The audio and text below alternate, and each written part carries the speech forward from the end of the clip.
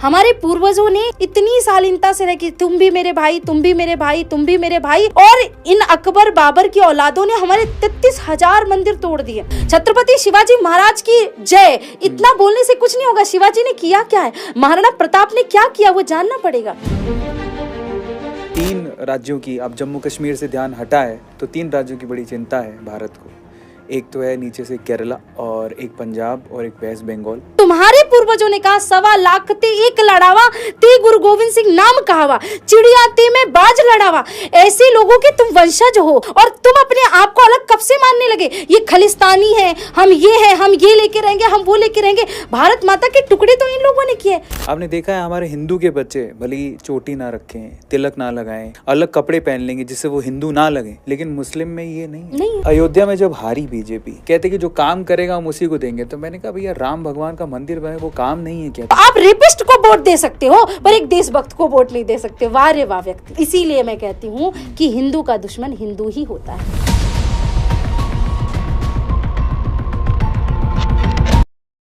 सनातन धर्म अजर अमर है, उसे चाहे तो भी कोई मिटा नहीं सकता है, और उसके पीछे का एक बहुत बड़ा कारण है। खैर भगवान तो हैं ही जो खुद स्वयं सनातन धर्म के रक्षक हैं, लेकिन कुछ परम सेवक भी हैं जो सनातन धर्म का झंडा अपने हाथ में लिए आगे बढ़ रहे हैं और उसे ना कभी मिटने देंगे, भले अपनी जान चली जाए। उन्हीं में से एक है आज हमारे साथ इस पॉडकास्ट में। इनका नाम है सरस्वती मिश्रा जी, जो एमपी के छिंदवाड़ा से हैं। आज इनसे बात करते हैं सनातन धर्म के बारे में, हिंदू के बारे में, गौ सेवा, गौशाला, और स्पेशली बहुत सारी चीज़ें हैं जो कि सनातन धर्म के लोग, हिंदू लोग जानते ही नहीं है। सोए पड़े हैं, उनको जगाना बहुत ज़रूरी है। तो चलिए आज के स्पेशल पॉडकास्ट को शुरू करते हैं। सबसे पहले स्वागत करते हैं सरस्वती मिश्रा जी का। बहुत बहुत स्वागत है। बहुत बहुत धन्यवाद। जय श्री कृष्णा जी। तो शुरू करें? बिल्कुल बिल्कुल। तो सबसे पहले हम एजेंडा सेट कर देते हैं। ये इनका जब मैं पूरा हिस्ट्री देख रहा था तो ये स्पेशली सनातन धर्म से जुड़ी हुई हैं। हिंदुओं को जगाने में इनको बड़ा इंटरेस्ट है।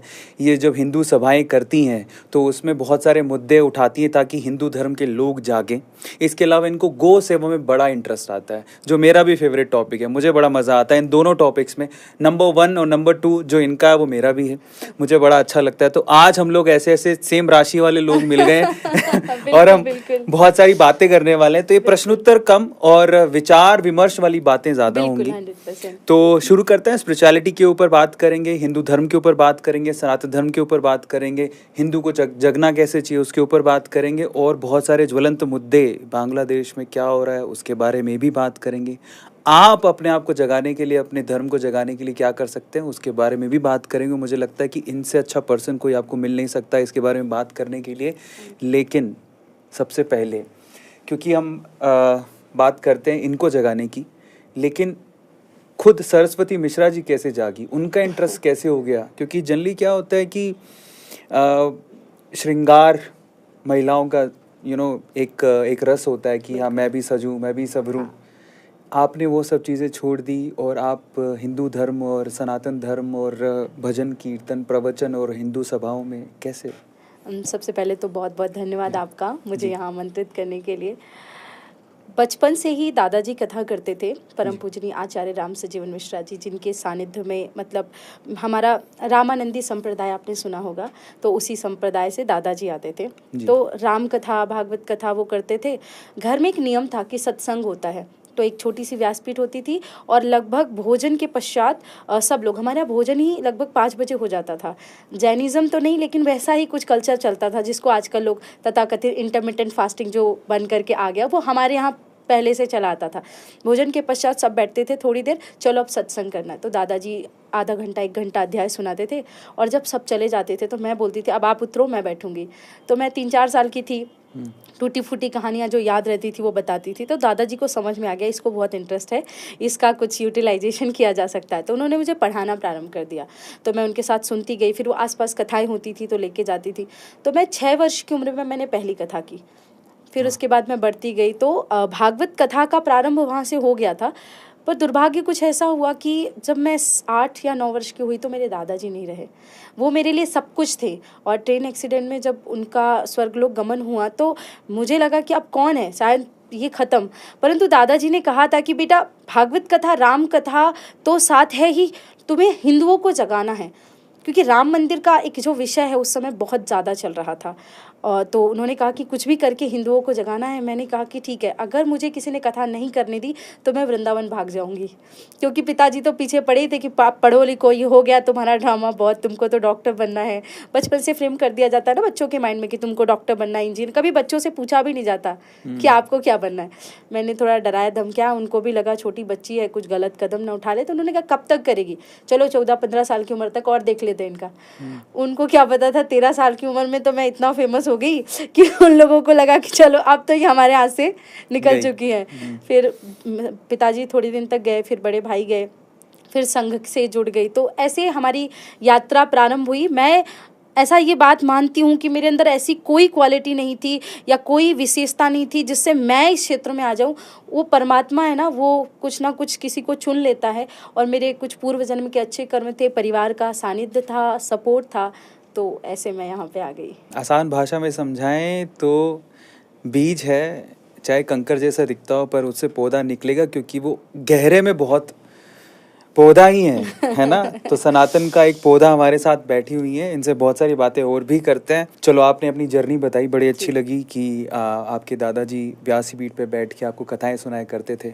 तो मैं चाहता हूँ कि जब आपके दादाजी व्यासपीठ पे बैठ के कथाएं सुनाते थे मद भागवत गीता की, उसमें सबसे अच्छी कथा या स्टोरी आपको जो बहुत अच्छी लगती थी, जो याद रह जाती थी और आप भी बैठ के सुनाया करते थे, कौन सी थी? आप विश्वास करेंगे कि मेरे बचपन से इष्ट कृष्ण रहे हैं, पर पता नहीं राम जी ने कुछ ऐसा इन्फ्लुएंस मेरी लाइफ में डाला कि मेरे को जो पहली कथा सबसे ज़्यादा याद थी वो थी रामचरितमानस की, जब भगवान श्री राम ने इंद्र के जो पुत्र हैं जयंत, उसके पीछे अपना बाण छोड़ा।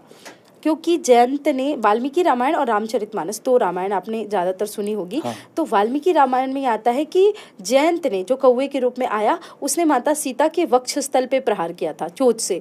और क्योंकि बाबा तुलसीदास जी तो माँ मानते हैं उनको, तो उनकी मर्यादा वाली कथा है। तो उन्होंने कहा कि चरण में चोच मारी, तो सीता चरण चोच हति भागा। मैं बार बार वही चौपाई बचपन में गाती थी, 4-5 साल की थी तब।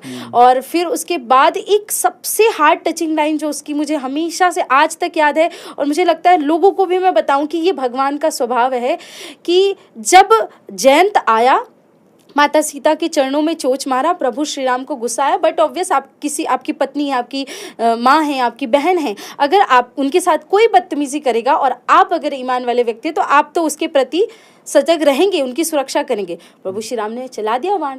तो ये गया अपने पिता के पास, तो पिताजी ने कहा क्या करके आए? बोले ऐसा ऐसा किया। बोले राम के द्रोही को तो मैं रख ही नहीं सकता, चले जाओ यहाँ से। भागा, शिव जी के पास गया। शिव जी ने तो पहले ही त्रिशूल उठा लिया कि तूने माता सीता का अपमान किया और मेरे शरण में आया। ब्रह्मा जी के पास गया, ब्रह्मा जी ने भी शरण में नहीं लिया। तब नारद जी मिल गए। नारद जी से कहा मुझे बचा लो। नारद जी ने कहा तुझे क्या लगता है वो बाण तुझसे 10 फीट दूर पे आके रुक क्यों जाता है? जितनी देर तू लोगों से बात करता है उतनी देर में तो ये मार चुका होता। वो तुझे मारना नहीं चाहता, वो तुझे कहीं और लेके जाना चाहता। बोले कहाँ? बोले अभी तक। पहली बात तो तूने वो मारा क्यों चोच? उनने कहा कि मैं देख रहा था कि ये सीता जी को कान में झुमके पहना रहे फूलों के, गले में हार पहना रहे हैं।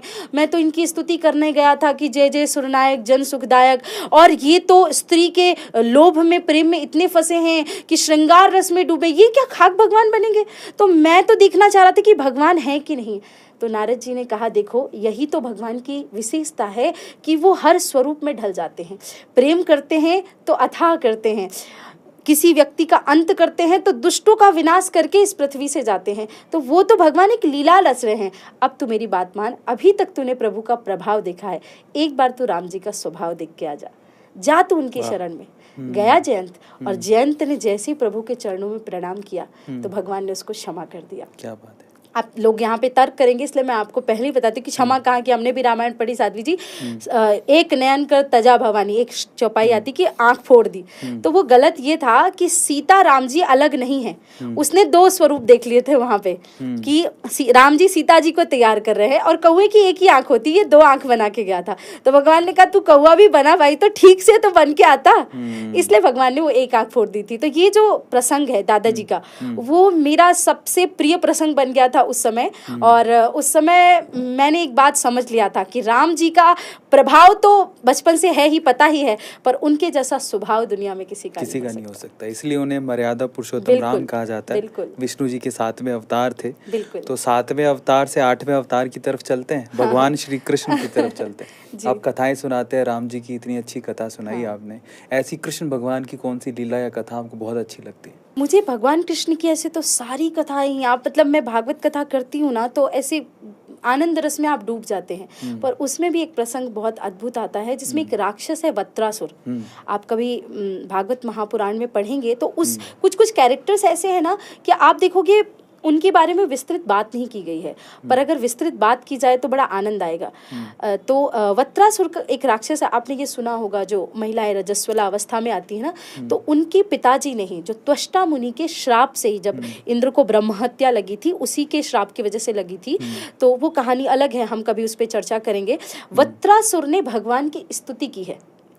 और वो स्तुति कुछ ऐसी है कि मतलब एक पुरुष और स्त्री में भेद होता है, ये तो मैं मानती हूँ, क्योंकि आपका स्वभाव अलग होता है, स्त्रियां अलग होती हैं। आपके भगवान ने हर एक प्रकार के शरीर के मानसिक आत्मिक गठन बहुत अलग अलग तरीके से किए हैं। परंतु जब एक पुरुष भगवान को स्त्रीवत प्रेम भाव से पुकारना शुरू कर देना, तो भगवान ज़्यादा प्रसन्न हो जाते हैं। तो इसने यहाँ पे विरह की स्तुति की है कि अहम हरे तब पादैक मूलम दासानुदासो। ये भगवान से कहने लगा कि मैं आपका दास नहीं बन सकता, मेरे अंदर इतनी काबिलियत ही नहीं है, तो मुझे अपना दासानुदास बना लो। तो भगवान कहने लगे कि क्या चाहिए तुम्हें? तो इसने कहा कुछ नहीं चाहिए, न नाक पृष्ठम न च पारमिष्ठम न सर्वभौमम न रसाधिपत्यम, मुझे धर्म अर्थ काम मोक्ष कुछ नहीं चाहिए। तो भगवान ने कहा तुम झूठ बोल रहे हो, इस दुनिया में ऐसा कोई व्यक्ति ही नहीं है जिसको कुछ चाहिए नहीं, बस सब स्वार्थ के लिए प्रीत करते हैं। तो इसने कहा अगर कुछ चाहिए ही ना तो फिर एक स्थिति दे दो। क्या चाहिए स्थिति में? तो उन्होंने कहा कि अजात पक्षः इव मातरम खगा, जैसे वन में गया, इमेजिनेशन है ये उसकी, कि जैसे वन में गया हुआ कोई पक्षी है और बच्चा को एक घोंसले में उसने छोड़ दिया है, जब तक माँ आ नहीं जाती ना तब तक बच्चा माँ की याद में तड़पता रहता है। ऐसी तड़प मुझे दे दो आपके प्रेम की। तो भगवान ने कहा यहाँ पे थोड़ा स्वार्थ है, जब माँ आती है दाना डालती है तब बच्चा थोड़ा शांत हो जाता है, फिर वो भी उड़ने लगता है, उसको कोई मतलब नहीं होता। इसने दूसरी स्थिति दी, स्तन्यम यथावत सतरह क्षुधारता, जैसे वन में गई हुई कोई गाय है उसके लिए उसका बछड़ा रभाता है। भगवान ने कहा यहाँ भी वही स्थिति, बच्चे ने दूध पिया फिर माँ को भूल जाता है, खेलने लगता है। इसने कहा अब क्या कहूँ कि भगवान मुझसे प्रसन्न हो जाए? तो इसने कहा प्रियम प्रियेषु विशुतम विषन्ना, जैसे परदेश में गया कोई प्रियतम है, अपनी प्रियतमा को घर पे, पतिव्रता पत्नी को घर पे छोड़ के गया है और उसकी पत्नी जैसे विलाप करती ना, वैसी स्थिति दे दो।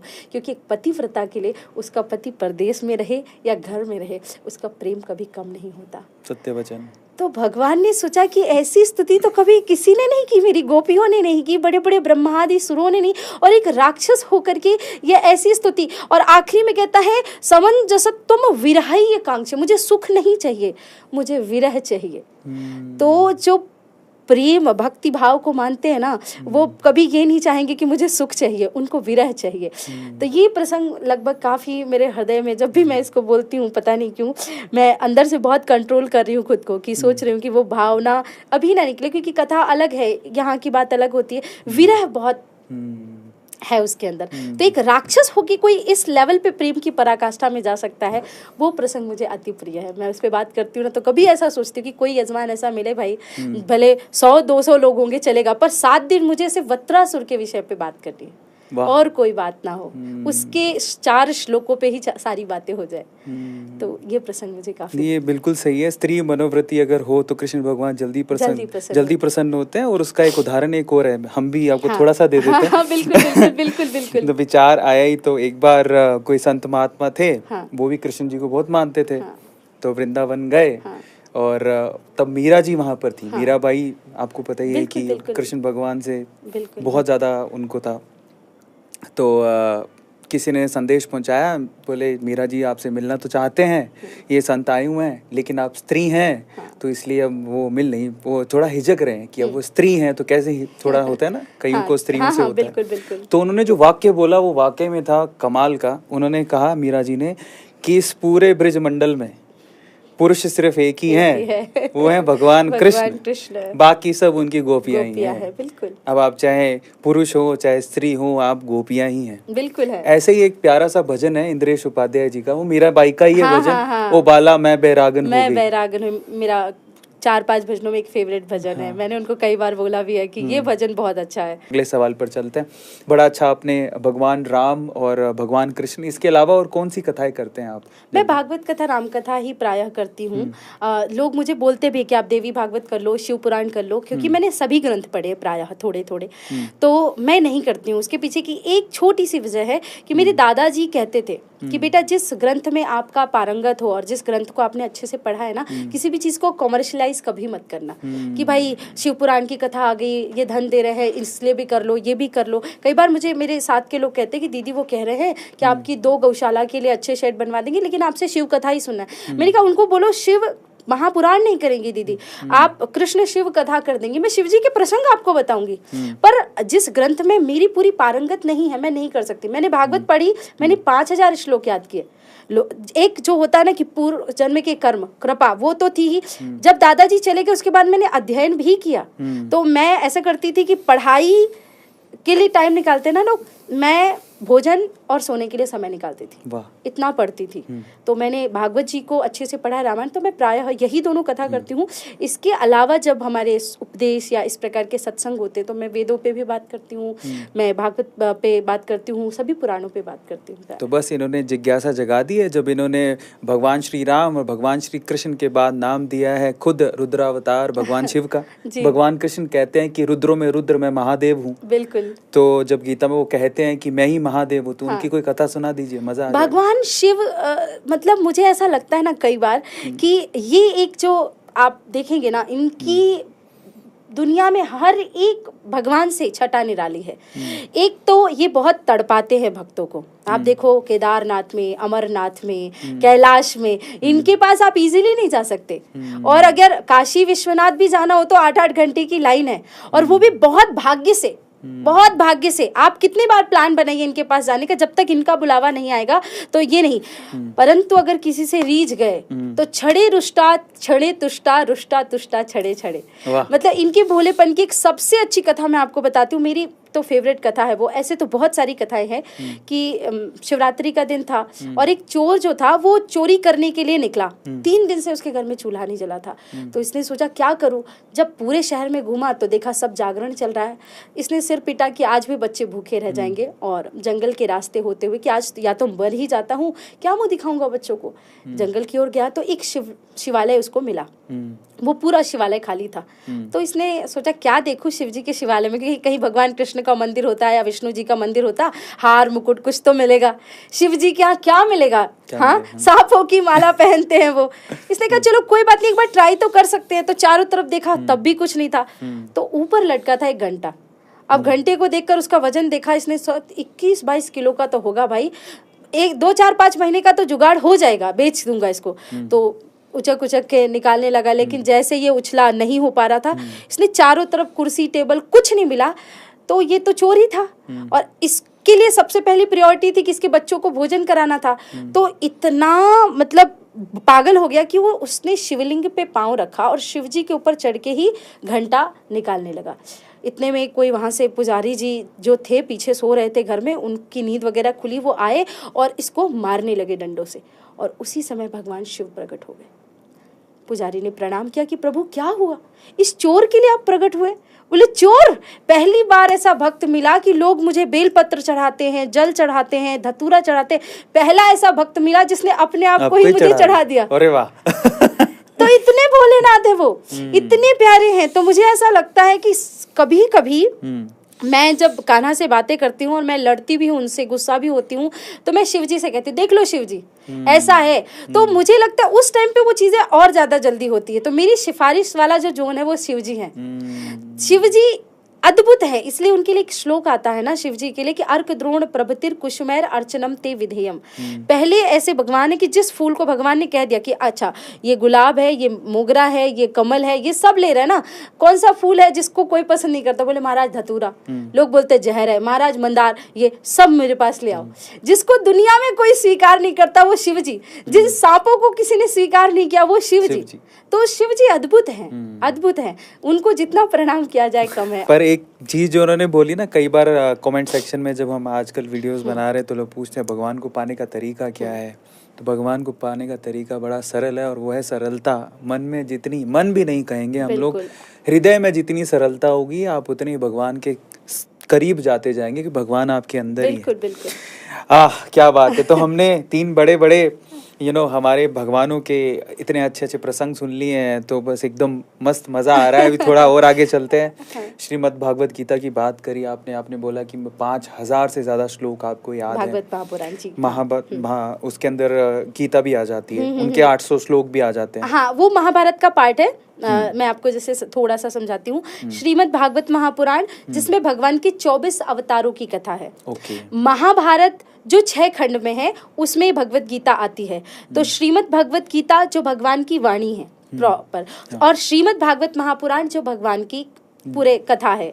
हाँ, 24 अवतारों की।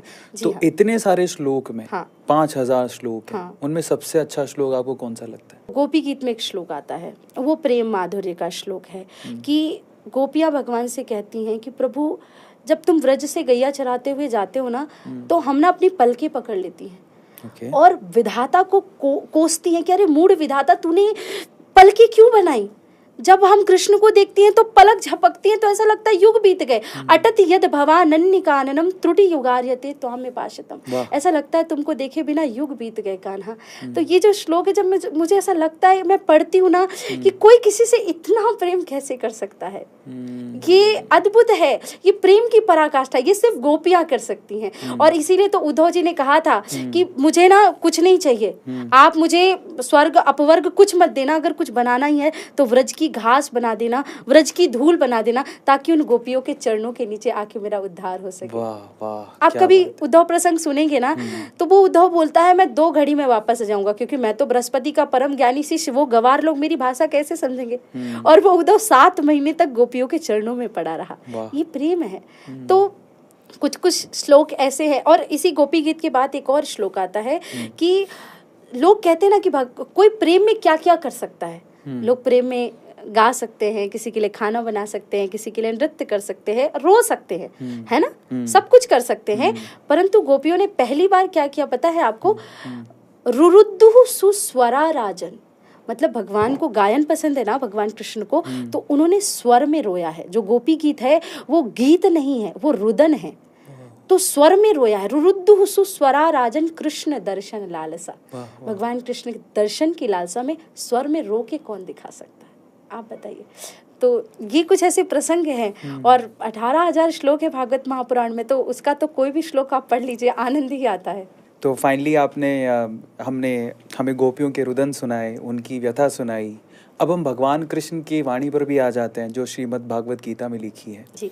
उसका कौन सा श्लोक या कौन सा वाक्य या फिर कौन सी स्टोरी, कौन सी कहानी आपको सबसे अच्छी लगती है उसमें? जो भगवान मैं आपको ये कहना चाहती हूँ कि ये सारे श्लोक और जो चीजें आपको मैंने बताई, ये तो मेरे प्रिय है। हाँ। जो भगवान का प्रिय है वो बताती हूँ। भगवान का प्रिय है कि अनन्यास चिंतयन्तो माम ये जना पर्युपास्ते तेखाम नित्यम वियुक्ताना योगक्षेमम वहाम्यहम्।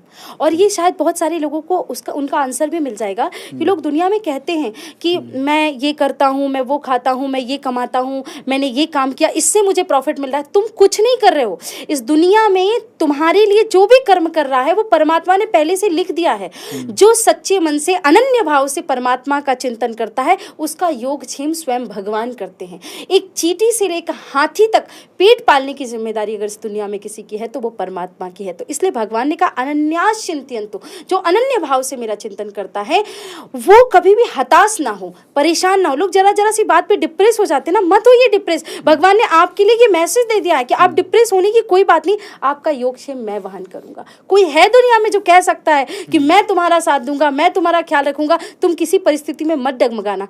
हम कायर हैं, हम भगवान को कभी नहीं कहते कान्हा मैं तुम्हारा हूँ, लेकिन भगवान हमेशा कहते हैं मैं तुम्हारा हूँ। तो ये श्लोक बहुत पावरफुल है, इसको समझने वाले बहुत कम लोग हैं, बिरले लोग हैं। तो मुझे ऐसा लगता है इस दुनिया में एक बहुत ही अच्छी लाइन है, किसी ने कहा है कि मुर्दे को प्रभु देत है कपड़ा लकड़ा आग, जिंदा नर चिंता करे ताके बड़े अभाग। एक मुर्दे को भी भगवान 2 गज का कफन दे देते हैं, लकड़ी दे देते हैं, और जिंदा आदमी कहता है हाय मैं क्या करूंगा, कल कैसे खाऊंगा, क्या होगा मेरा। जरूरत नहीं है, हमें चिंता नहीं उसकी, उसे चिंता हमारी है, हमारे जीवन का रक्षक सुदर्शन चक्रधारी है। वाह वाह। तो जब इतने पावरफुल प्रवचन, मैं तो कहता हूँ हर हिंदू को ये सुननी चाहिए ताकि उसकी चिंता ख़त्म हो, लेकिन फिर भी हिंदू हटता जा रहा है, इन सब चीज़ों को सुनता ही नहीं है। वो मतलब ऐसा लगता है कि हिंदुत्व को पहचानने को ही तैयार नहीं है, उसको लगता है कि ये गाली है। इन सब के ऊपर आपका क्या कहना है? मैं तो इस बात से इतना दुखी हो चुकी हूँ कि जिस समय मुझे भगवान की कथा करनी चाहिए, गौशालाओं का निर्माण करना चाहिए, अच्छे अच्छे गुरुकुल खोलने चाहिए, उस समय मैं लगातार 22 वर्ष से सिर्फ हिंदुओं को जगाने का काम कर रही हूँ। आप मुझे बताइए, मेरा 22 साल चला गया सिर्फ ये बात में उनको बताने में कि तुम हिंदू हो।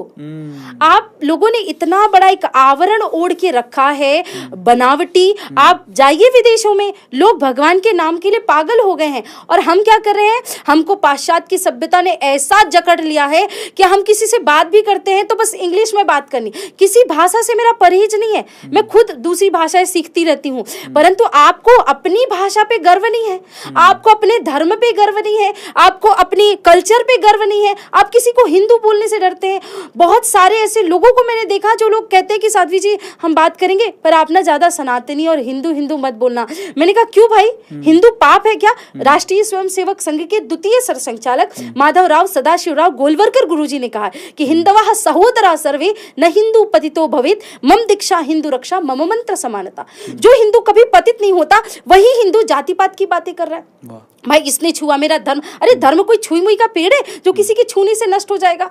धर्म किसी के छूने से नष्ट नहीं होता, इस बात को आप समझिए। और हमारे लिए यहाँ जाति पाति बनाई ही नहीं गई थी। अगर जाति बनाई गई होती तो जगत का पिता परमेश्वर मनुष्य रूप धारण करके आता है, शबरी के जूठे बेर खाता है, केवट की नैया पे बैठता है, निषाद राज को गले से लगाता है, कोल भीलों के साथ घूमता है। मेरे भगवान कृष्ण विदुर जी के घर में केले के छिलके खाते हैं। तुमको और कितने प्रमाण चाहिए? ये वामपंथी विचारधारा के लोगों ने हमें भटकाया है। मुगलों ने हमें भटकाया, तुर्किशों ने हमें भटकाया, अंग्रेजों ने हमें भटकाया, लेकिन हिंदू सदैव से ही पुण्य आत्मा रहा है, वो कभी पतित हो ही नहीं सकता। तो सबसे बड़ी समस्या है अरविंद जी कि हमको ये बताना पड़ता है लोगों को कि तुम हिंदू हो, इस बात को समझो। ये जाट हो, बनिया हो, ब्राह्मण हो, ठाकुर हो। आपने मेरे संबोधन में कहा मिश्रा ना, मैं लिखना भी बंद कर चुकी हूँ क्योंकि लोगों को लगने लगा कि भाई ये मिश्रा है तो मुझे परशुराम सेना वाले ज्यादा बुलाने लगेंगे। मुझे नहीं चाहिए भाई, आप सब लोग मुझे बनाइए। मैं एक जो जिनको लोग दलित बोलते हैं मैं तो उनको हिंदू मानती हूँ, मैं उन्हीं के घर रुकती हूँ, मैं उन्हीं के यहाँ 7 दिन भोजन करती हूँ, मैं अपना कोई रसोइया लेके नहीं चलती। तो मेरा सबसे बड़ा काम भी है धर्म सभाओं में कि जाति पाति की भावनाओं से परे होकर के काम करना। हिंदुओं की सबसे बड़ी समस्या, जिस दिन तुम एक हो जाओगे कि मैं इस जात का हूँ, मैं इस जात का हूँ, ये छोड़ के कि मैं हिंदू हूँ।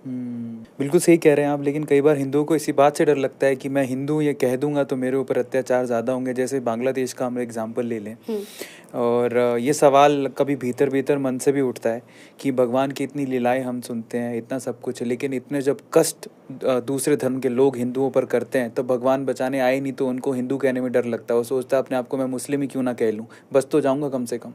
भगवान बचाने के लिए आपको तब आएंगे जब आप भगवान के काम भी करेंगे।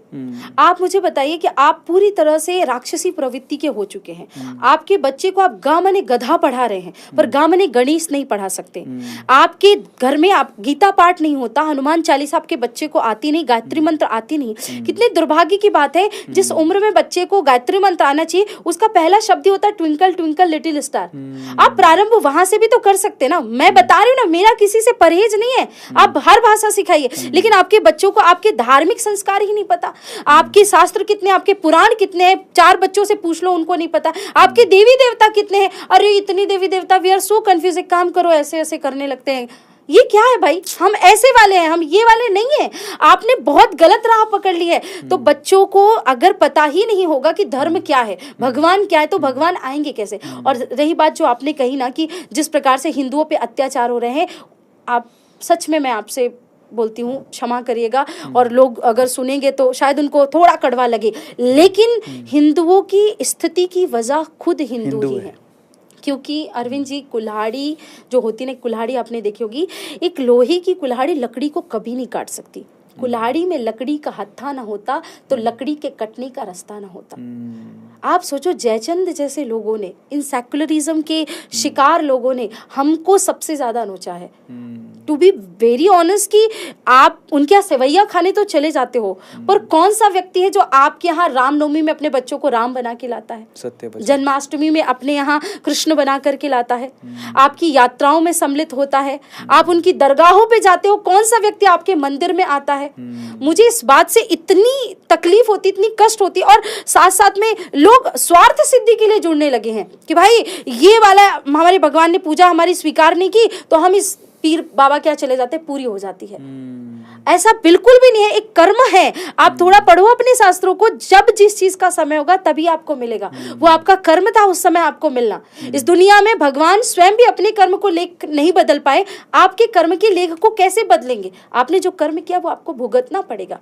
तो हिंदुओं के पतन का कारण स्वयं हिंदू हैं, उनको इस बात को समझना होगा। क्योंकि हमारे यहाँ जान देने वाले, दुख की बात है ना, क्षमा करिएगा, कि गांधी जी ने जो चरखा चलाया उसकी रस्सी हमने सुरक्षित करी है, मैं उसको प्रणाम करती हूँ। पर भगत सिंह जिस फांसी के फंदे पे झूले, वो रस्सी कहाँ गई, है ना। तो हम भगत सिंह को भूल गए, हम सुभाष चंद्र बोस को भूल गए, हम विवेकानंद की बातों को भूल गए। हमको बस ये याद है कि कोई एक साधु गया था अमेरिका में, उसने इतिहास रच दिया, लेकिन उस इतिहास के पहले कितने कष्ट उन्होंने झेले वो किसी को नहीं पता है। छत्रपति शिवाजी महाराज की जय, इतना बोलने से कुछ नहीं होगा। शिवाजी ने किया क्या है, महाराणा प्रताप ने क्या किया, वो जानना पड़ेगा। यहाँ तो एक घोड़े में भी हिंदुत्व होता था जिसने अपने स्वामी के लिए हंसते हंसते प्राण दे दिए। यहाँ जटायु के अंदर इतना भाव था, एक पक्षी के अंदर जिसने माता सीता के लिए अपने प्राण दे दिए। तो फिर कहाँ गया वो हिंदुत्व, कहाँ गया वो सनातनी। तो कहीं ना कहीं हमारे पतन का कारण हम स्वयं। बिल्कुल सही बात बोल रहे हैं। ये बात मैं भी, अगर ये मुंह से ना कहती, कहीं डेवलपमेंट हो जाती, तो मैं भी ये बात बोलता। उसका पीछे का कारण भी है। देखिए, आप जिस दूसरे धर्म की बात करते हैं ना, देखो मुस्लिम धर्म, चाहे वो लोग, आप उसको माने ना माने, उनकी एक खास बात है, वो अपने बच्चों को, आपने देखा है हमारे हिंदू के बच्चे भले ही चोटी ना रखें, तिलक ना लगाएं, वो अगर उनको कपड़े देखेंगे तो वो जींस पहन लेंगे, टी शर्ट पहन लेंगे, अलग कपड़े पहन लेंगे जिससे वो हिंदू ना लगे। लेकिन मुस्लिम में ये नहीं है। वो उनके लड़के बिल्कुल सफ़ेद कुर्ता, सफ़ेद पजामा पहनेंगे, सफ़ेद टोपी लगाएंगे, बुर्का पहनेंगी लड़कियां, उनका फिक्स है। उनको आप क्या सोचते हो उससे कोई फर्क नहीं पड़ता। और ये चीज़ हमें भी समझनी चाहिए। हम मंदिर नहीं, हमारी बहनें मंदिरों में कैसे कपड़े पहन के उनके यहाँ तो लड़का भी अगर जाएगा उनके यहाँ मस्जिद में तो फुल ड्रेसअप होके उनके ड्रेस में जाएगा। हमारे यहाँ की लड़कियों को अगर बोलो कि मंदिर में ये कपड़े मत पहन के जाओ, तो वहाँ तो फिर फेमिनिज्म चालू हो जाता है उनका। सही बात है, वो गलत है। और ऐसी कट्टरता बेसिकली हिंदुओं को उनसे सीखनी चाहिए कि आप भी तो अपने धर्म के लिए कट्टर बनिए। बिल्कुल। और अगर आप बनेंगे और अगर ये शिक्षा होती तो शायद वो इतने हावी ना हो पाते। बिल्कुल। आज आप एक नहीं है तो वो आपको, मुझे ऐसा लगता है जब अकबर बाबर पैदा हुए ना, और क्षमा करेगा कुछ ना कुछ गलती हमारे पूर्वजों की भी रही। हमारे पूर्वजों ने इतना क्या कहते हैं ना, सरलता दिखा दी। एक छोटी सी कहानी सुनाती हूँ आपको कि एक जंगल में एक सांप रहता था। वो सांप जो था ना, वो जो लोग आते जाते थे उसको कहीं ना कहीं डस मारता या कुछ करता, तो लोग बहुत परेशान हो गए थे कि भाई क्या करे। तो गांव में एक साधु थे, तो उनके पास गए कि महाराज कुछ करो, ये सर्प दंशन करता है और बहुत तकलीफ होती है, हम लकड़हारे हैं, लकड़ी काटने जाते हैं और हमारा कार्य नहीं हो पाता। तो साधु ने मना किया, सर्प मान गया। थोड़ा समय बाद, लगभग 7-8 महीने हुए, साधु वहां से गुजरे तो देखा सर्प की स्थिति बहुत बुरी, मरने की हालत पे आ गया वो सर्प। तो साधु ने कहा, तुम्हारी ऐसी स्थिति किसने की? बोले महाराज आपने। बोले मैंने क्या किया? बोले तुमने कहा किसी को डसो मत, और लोगों ने मुझे डसना शुरू किया। लकड़ी तोड़ के आते थे, एक डंडा मारते, मैं खड़ा था, मैंने कुछ नहीं किया, और आते और एक डंडा मार के चले जाते। संत ने कहा, भाई मैंने तुझे डसने से मना किया था, फुसकारने से मना नहीं किया था। ये दुनिया है, इनको फुसकारना बहुत जरूरी है। इसलिए आपको किसी ना किसी परिस्थिति में डराना पड़ेगा। अगर हमारे पूर्वजों ने क्या किया, इतनी शालीनता से रह कि तुम भी मेरे भाई, तुम भी मेरे भाई, तुम भी मेरे भाई, और इन अकबर बाबर की औलादों ने हमारे 33,000 मंदिर तोड़ दिए। अगर अकबर बाबर को उन्हीं की जगह पे जब वो यहाँ आए थे धरती पे गाड़ दिया गया होता ना, तो ये स्थिति नहीं होती। और महाराणा प्रताप जैसे व्यक्ति जिनको समाज ने इतना नीचे रखा, अकबर को महान बता दिया, उस महाराणा प्रताप के बारे में आपको पता भी है कि उन्होंने क्या किया? घास की रोटी खाना लोगों को बस इतना ही पता, उसके अलावा क्या किया उन्होंने? महाराणा प्रताप जैसा योद्धा मुझे ऐसा लगता है न भूतो न भविष्यति। हालांकि मेरे फेवरेट जो है वो महाराणा प्रताप तो है ही, पर साथ में शिवाजी है। उसके पीछे का एक कारण है कि महाराणा प्रताप एक ऐसे योद्धा थे कि शत्रु आया और अगर वो निहत्था हो गया तो छोड़ दो उसे। पर मुझे ऐसा लगता है कि देश काल परिस्थिति के अनुसार शिवाजी की कूटनीति बहुत जरूरी है। बिल्कुल सही बात है ना। भले ही महाराणा प्रताप, और राजस्थान की तो भावना रही है ना कि उन्होंने पानी से सस्ता खून कर दिया ना, कि खून बह जाए पर आन बान शान नहीं जानी चाहिए। ये हमारे देश की विशेषता है। लेकिन कहीं ना कहीं हमारी कमी हो गई कि उन्होंने पीठ पीछे प्रहार किया, हमारी बहन बेटियों की अस्मिता के साथ खिलवाड़ किया। लेकिन हमने क्या किया? शत्रु निहत्था है, उसको छोड़ दो। शत्रु ने जैसा हमारे साथ बर्ताव किया वैसा ही व्यवहार उनके साथ करना चाहिए, तभी हमारा देश अब आगे बढ़ेगा। वो कहते ना, एक हाथ में माला दूसरे हाथ में भाला। तो कहीं ना कहीं गलती वहां पे हमारे साथ पीछे हुई है। हम थोड़ा सा उस चीज में चूक गए। इतना विनम्रता, इतना प्रेम, इतना भाव रखो, बिल्कुल रखो। स्वभाव में विनम्रता होनी चाहिए, पर व्यक्ति को भी देखना चाहिए कि वो हमसे क्या लेने आया। कहीं वो हमारी माँ की अस्मिता लूटने तो नहीं आया, कहीं हमारा घर खाली करने तो नहीं आया, कहीं हमें यहाँ से बेघर करने तो नहीं आया, कहीं हमारा धर्म परिवर्तन करने तो नहीं आया। और अगर वो ये करने आया है तो ईंट का जवाब पत्थर से देना होगा। फिर वहां पे प्रेम काम नहीं आएगा, फिर वहां पे भाला ही चलाना पड़ेगा। सत्य वचन। बट इन्होंने एक और बात बोली कि हम लोग हिंदू का दुश्मन है, उसमें भी कैटेगरी है जयचंदों की। अभी जब हम वीडियोस बनाते थे, जब इलेक्शन चल रहे थे, तो हम चाहते थे कि कम से कम भगवान राम को 500 सालों बाद जो लेकर आए, कम से कम एक वोट इस बार का तो डिजर्व करते हैं। और ये मैं बड़े खुले से बोलता था कि चाहे तुम्हारी 100 शिकायतें होंगी, अगली बार मत देना, 2029 में मत देना, मत बनाना, लेकिन इस बार तो 2024 में भैया ताज़ा जनवरी में भगवान राम को 500 साल बाद लाके खड़ा कर दिए तुम्हारी भूमि पर, कम से कम इस बार का तो वोट डिजर्व करते हैं। लेकिन अयोध्या में जब हारी बीजेपी, तो नीचे कमेंट में जब मैं बड़ा उदास हो गया था, मैंने कहा यार ये तो अनएक्सपेक्टेड है। मैंने वीडियो बनाई थी, नीचे लोग क्या लिखते हैं ना, और वो हिंदू थे स्पेशली, और वो हिंदू नीचे लिखते हैं कि हम हिंदू हैं, बेवकूफ़ नहीं। उन्होंने ये वाक्य लिखे। तो फिर कईयों ने पूछा भैया क्यों? कहते कि जो काम करेगा हम उसी को देंगे। तो मैंने कहा भैया राम भगवान का मंदिर बने वो काम नहीं है क्या? तुम्हारे लिए काम क्या है? बोले नौकरी, पैसा, यही। तो ये जो जयचंद है उसकी वजह से हिंदू मार खाए हैं कहीं ना कहीं। आपका इसके बारे में क्या कहना है? मैं बस इतना कहना चाहूंगी, एक शब्द में इस बात को समझिए कि शेर अगर थोड़ा गलत भी कर दे ना कुछ, या उसके भाव आपको समझ में नहीं भी आए ना, तो कभी गधे को राजा नहीं बनाया जाता। वाह वाह, सुन लो भैया, तुम्हारे लिए है ना। ये गधे हैं, इन लोगों ने कुछ नहीं किया समाज के लिए। आप विश्वास करिए, मैं 2006 में, 7 में, 8 में, 12 तक जिन राज्यों में कार्यक्रम करने के लिए जाती थी, अगर बाई रोड जाती थी तो 14-14, 15-15 घंटे लगते थे, वहाँ 6 घंटे में पहुँचती हूँ मैं अभी। रोड सर्विस, चलिए मंदिरों की बात छोड़ देते हैं। जिस कश्मीर में श्यामा प्रसाद मुखर्जी का जो स्वप्न था, जहां वो शहीद हो गए, उस कश्मीर में झंडा फहराना तो दूर, माताएं सर पे पल्लू डाल के, तिलक लगा के, सिंदूर लगा के नहीं जा पाती थी। हिंदू भगवा वस्त्र पहन के नहीं जा पाता था। आज डंके की चोट पे जय जय श्री राम के नारे लग रहे हैं वहां पे। जिस कर्नाटका में टीपू सुल्तान जैसे लोगों की, और इससे पहले कितनी सारी चीजें हुई, यहाँ पे हम डंके की चोट पे धर्म सभाएं करते हैं। मध्य प्रदेश में अब आप धार्मिक चीजों, मैं 2015 में लंदन गई थी, तो मैंने पूछा यहाँ का सबसे अच्छा रेवेन्यू कहाँ से जनरेट होता, तो उन्होंने कहा टूरिज्म से। तो मैंने कहा कि काश कुछ ऐसा हो जाए। और जब उस समय महाकाल लोक और ये सारी चीजें बनी, तो हमारे बहुत सारे परिचित के लोग हैं जो दिन का 200-300 भी नहीं कमा पाते थे ना, वो लोग बोलते ना मंदिरों में इतना पैसा लगा दिया, कहाँ जाता है, वो महीने के 2-2, 3-3 लाख रुपए कमा रहे हैं अरविंद जी।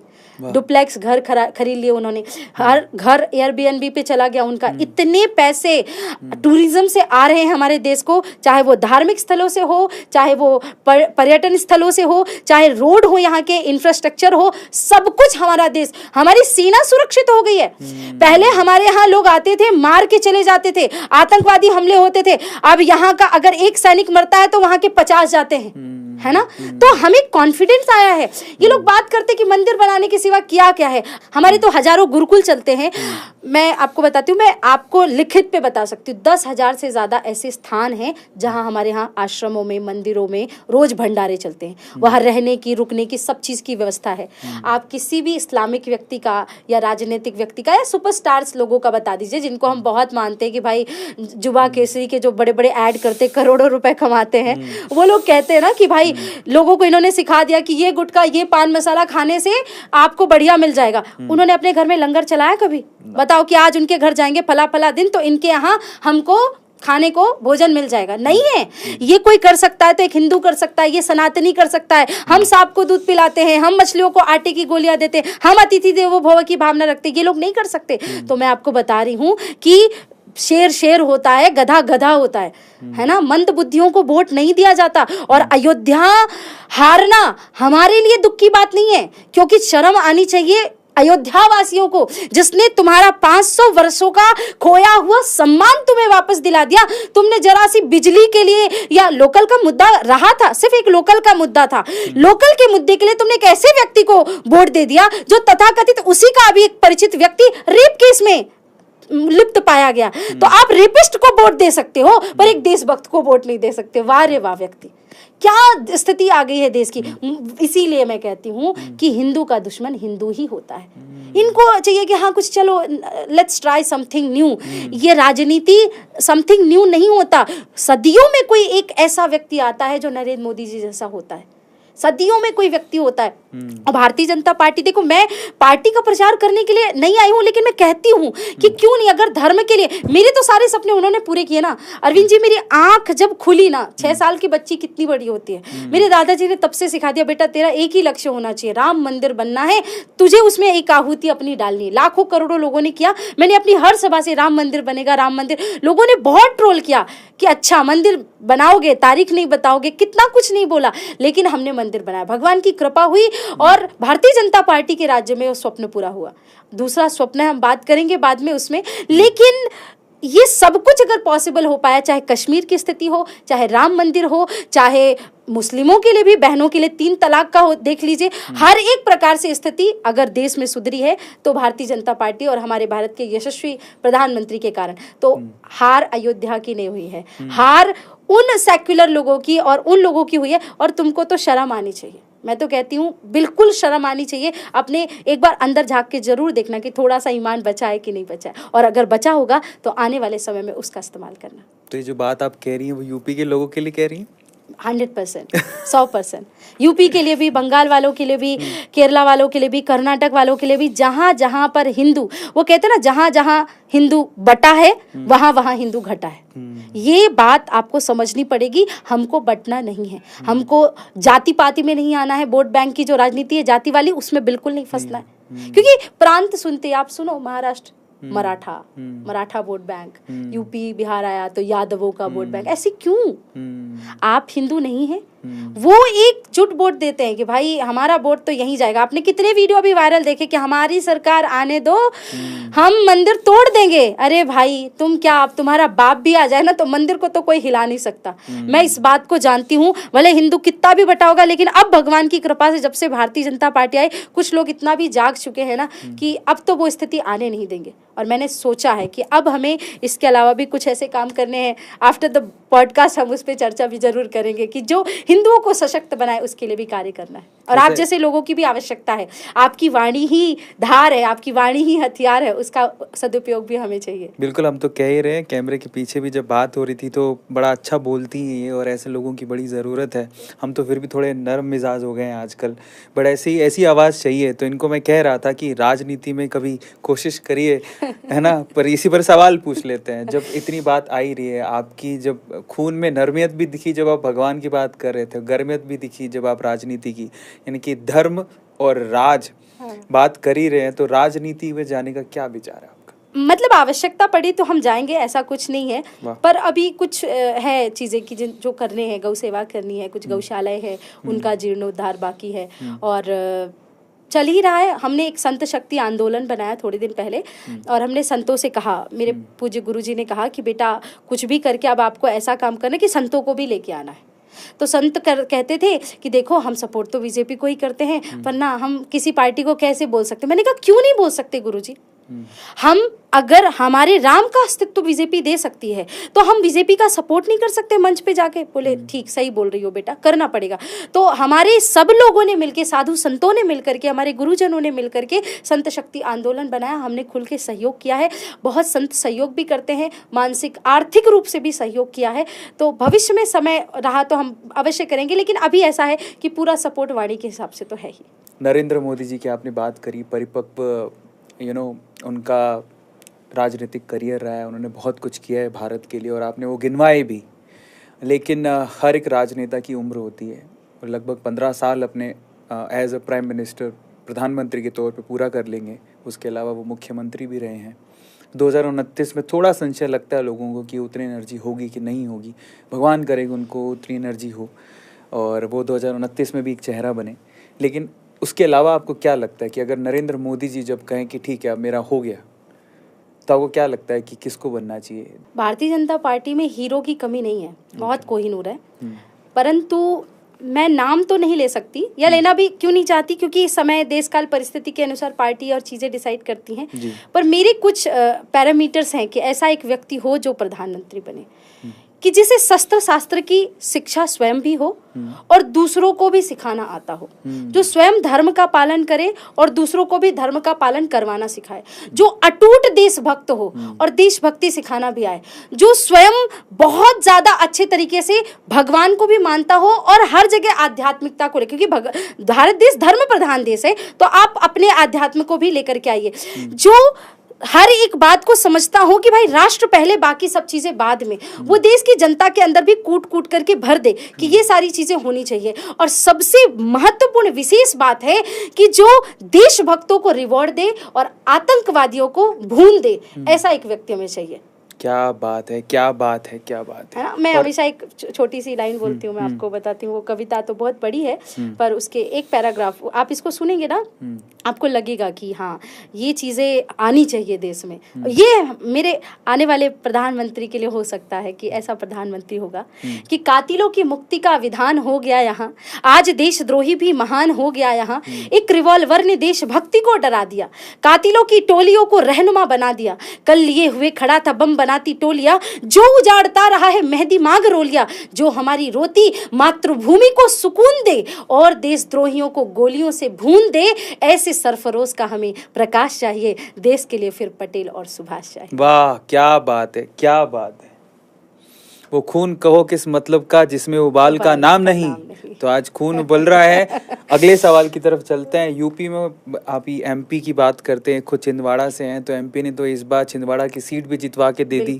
बिल्कुल झंडा बुलंद कर दिया है, भगवा बुलंद कर दिया है।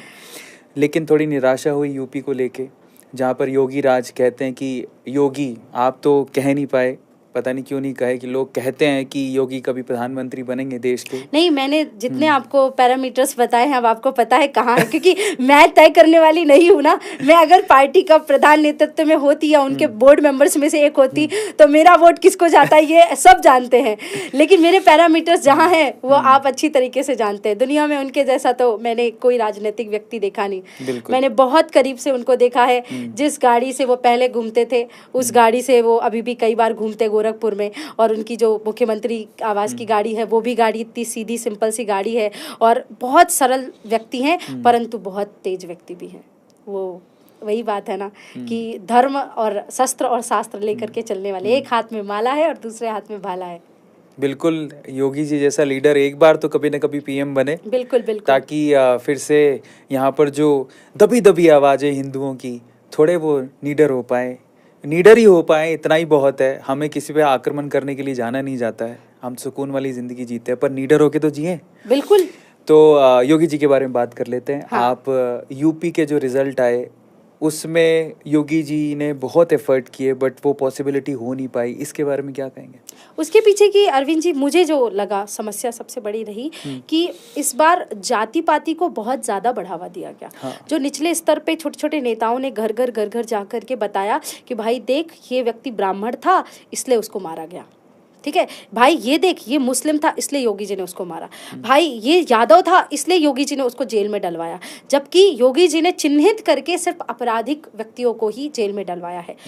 आप इस बात को मानिए कि अगर अपराध खत्म होता है तो आपकी बहन बेटियां आपका परिवार और आने वाला भविष्य सुरक्षित होता है, लेकिन उत्तर प्रदेश की जनता ये देख नहीं पाई। उत्तर प्रदेश की जनता ने देखा कि मेरा ताऊ जेल में गया, मुझे तो इनको वोट नहीं देना। उत्तर प्रदेश की जनता ने देखा कि मेरा फला रिश्तेदार जेल में चला गया, मुझे, और रही बात एक मुस्लिम विशेष समुदाय की, तो उसको तो 100% पता ही है कि अगर योगी जी आ गए तो आने वाले समय में हम गुंडा राज तो नहीं कर पाएंगे। मेरी मुस्लिमों से कोई दिक्कत थोड़ी है, दिक्कत नहीं है, पर समस्या इस बात की है कि उन लोगों ने ये तय कर लिया कि हिंदू हमारे दुश्मन, वो काफिर कहते हैं हमको, और काफिरों से ही उनको बिजनेस करना है।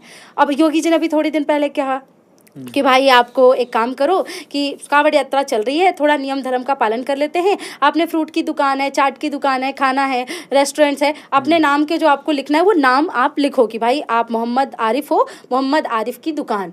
लोगों की छाती में सांप लौटने लगा, भाई अब कैसे हुआ? तो कोर्ट ने कैंसिल कर दिया और बोले नहीं नहीं ऐसे नहीं, ऐसी चीज़ें होंगी।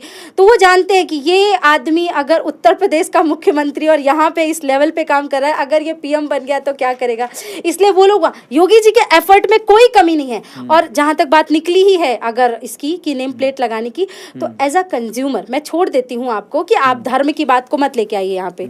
एज अ कंज्यूमर हमारा राइट बनता है कि नहीं कि मेरा फूड कौन प्रिपेयर कर रहा है ना, मुझे जरूरत है उस चीज की, मुझे जानना है।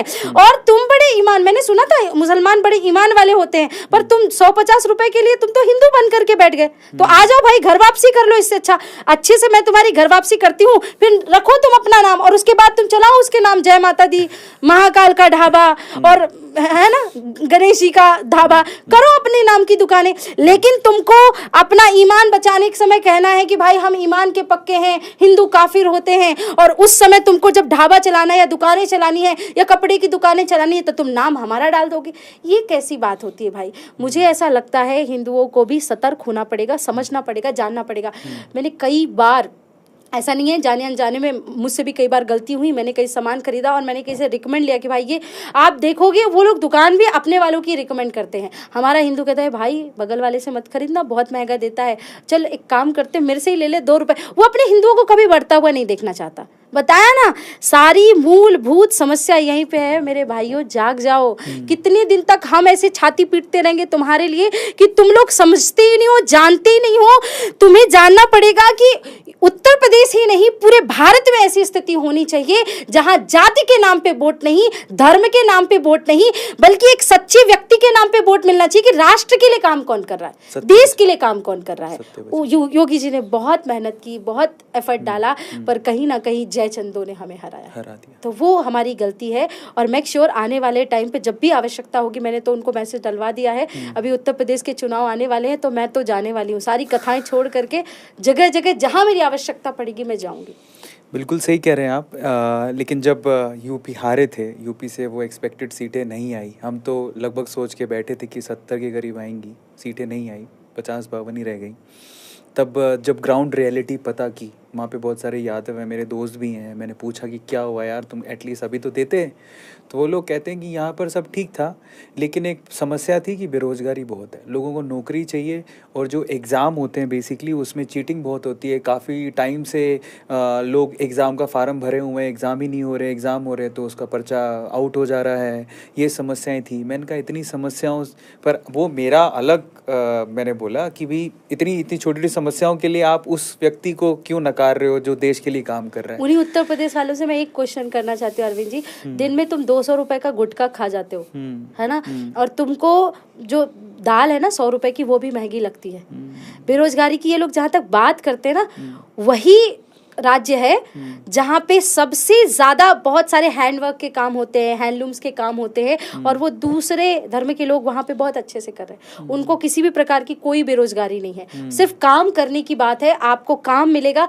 इस दुनिया में अभी की डेट पे तो कोई बेरोजगार नहीं, हर आदमी के पास आईफोन है, आईफोन नहीं है तो 30-40 हजार का फोन तो सबके हाथ में है, सबके पास बाइक है, महीने का तुम्हारा 10-12 हजार रुपए का खाने पीने का खर्चा है, दोस्तों के साथ जाते हो, तुम कहाँ से बेरोजगार हो भाई, है ना। बेरोजगारी वो थी जब 2 रुपए के चावल के लिए भी घर में सोचना पड़ता था कि एक काम करते हैं, आज सिर्फ रोटी खा लेते हैं, कल चावल खा लेंगे।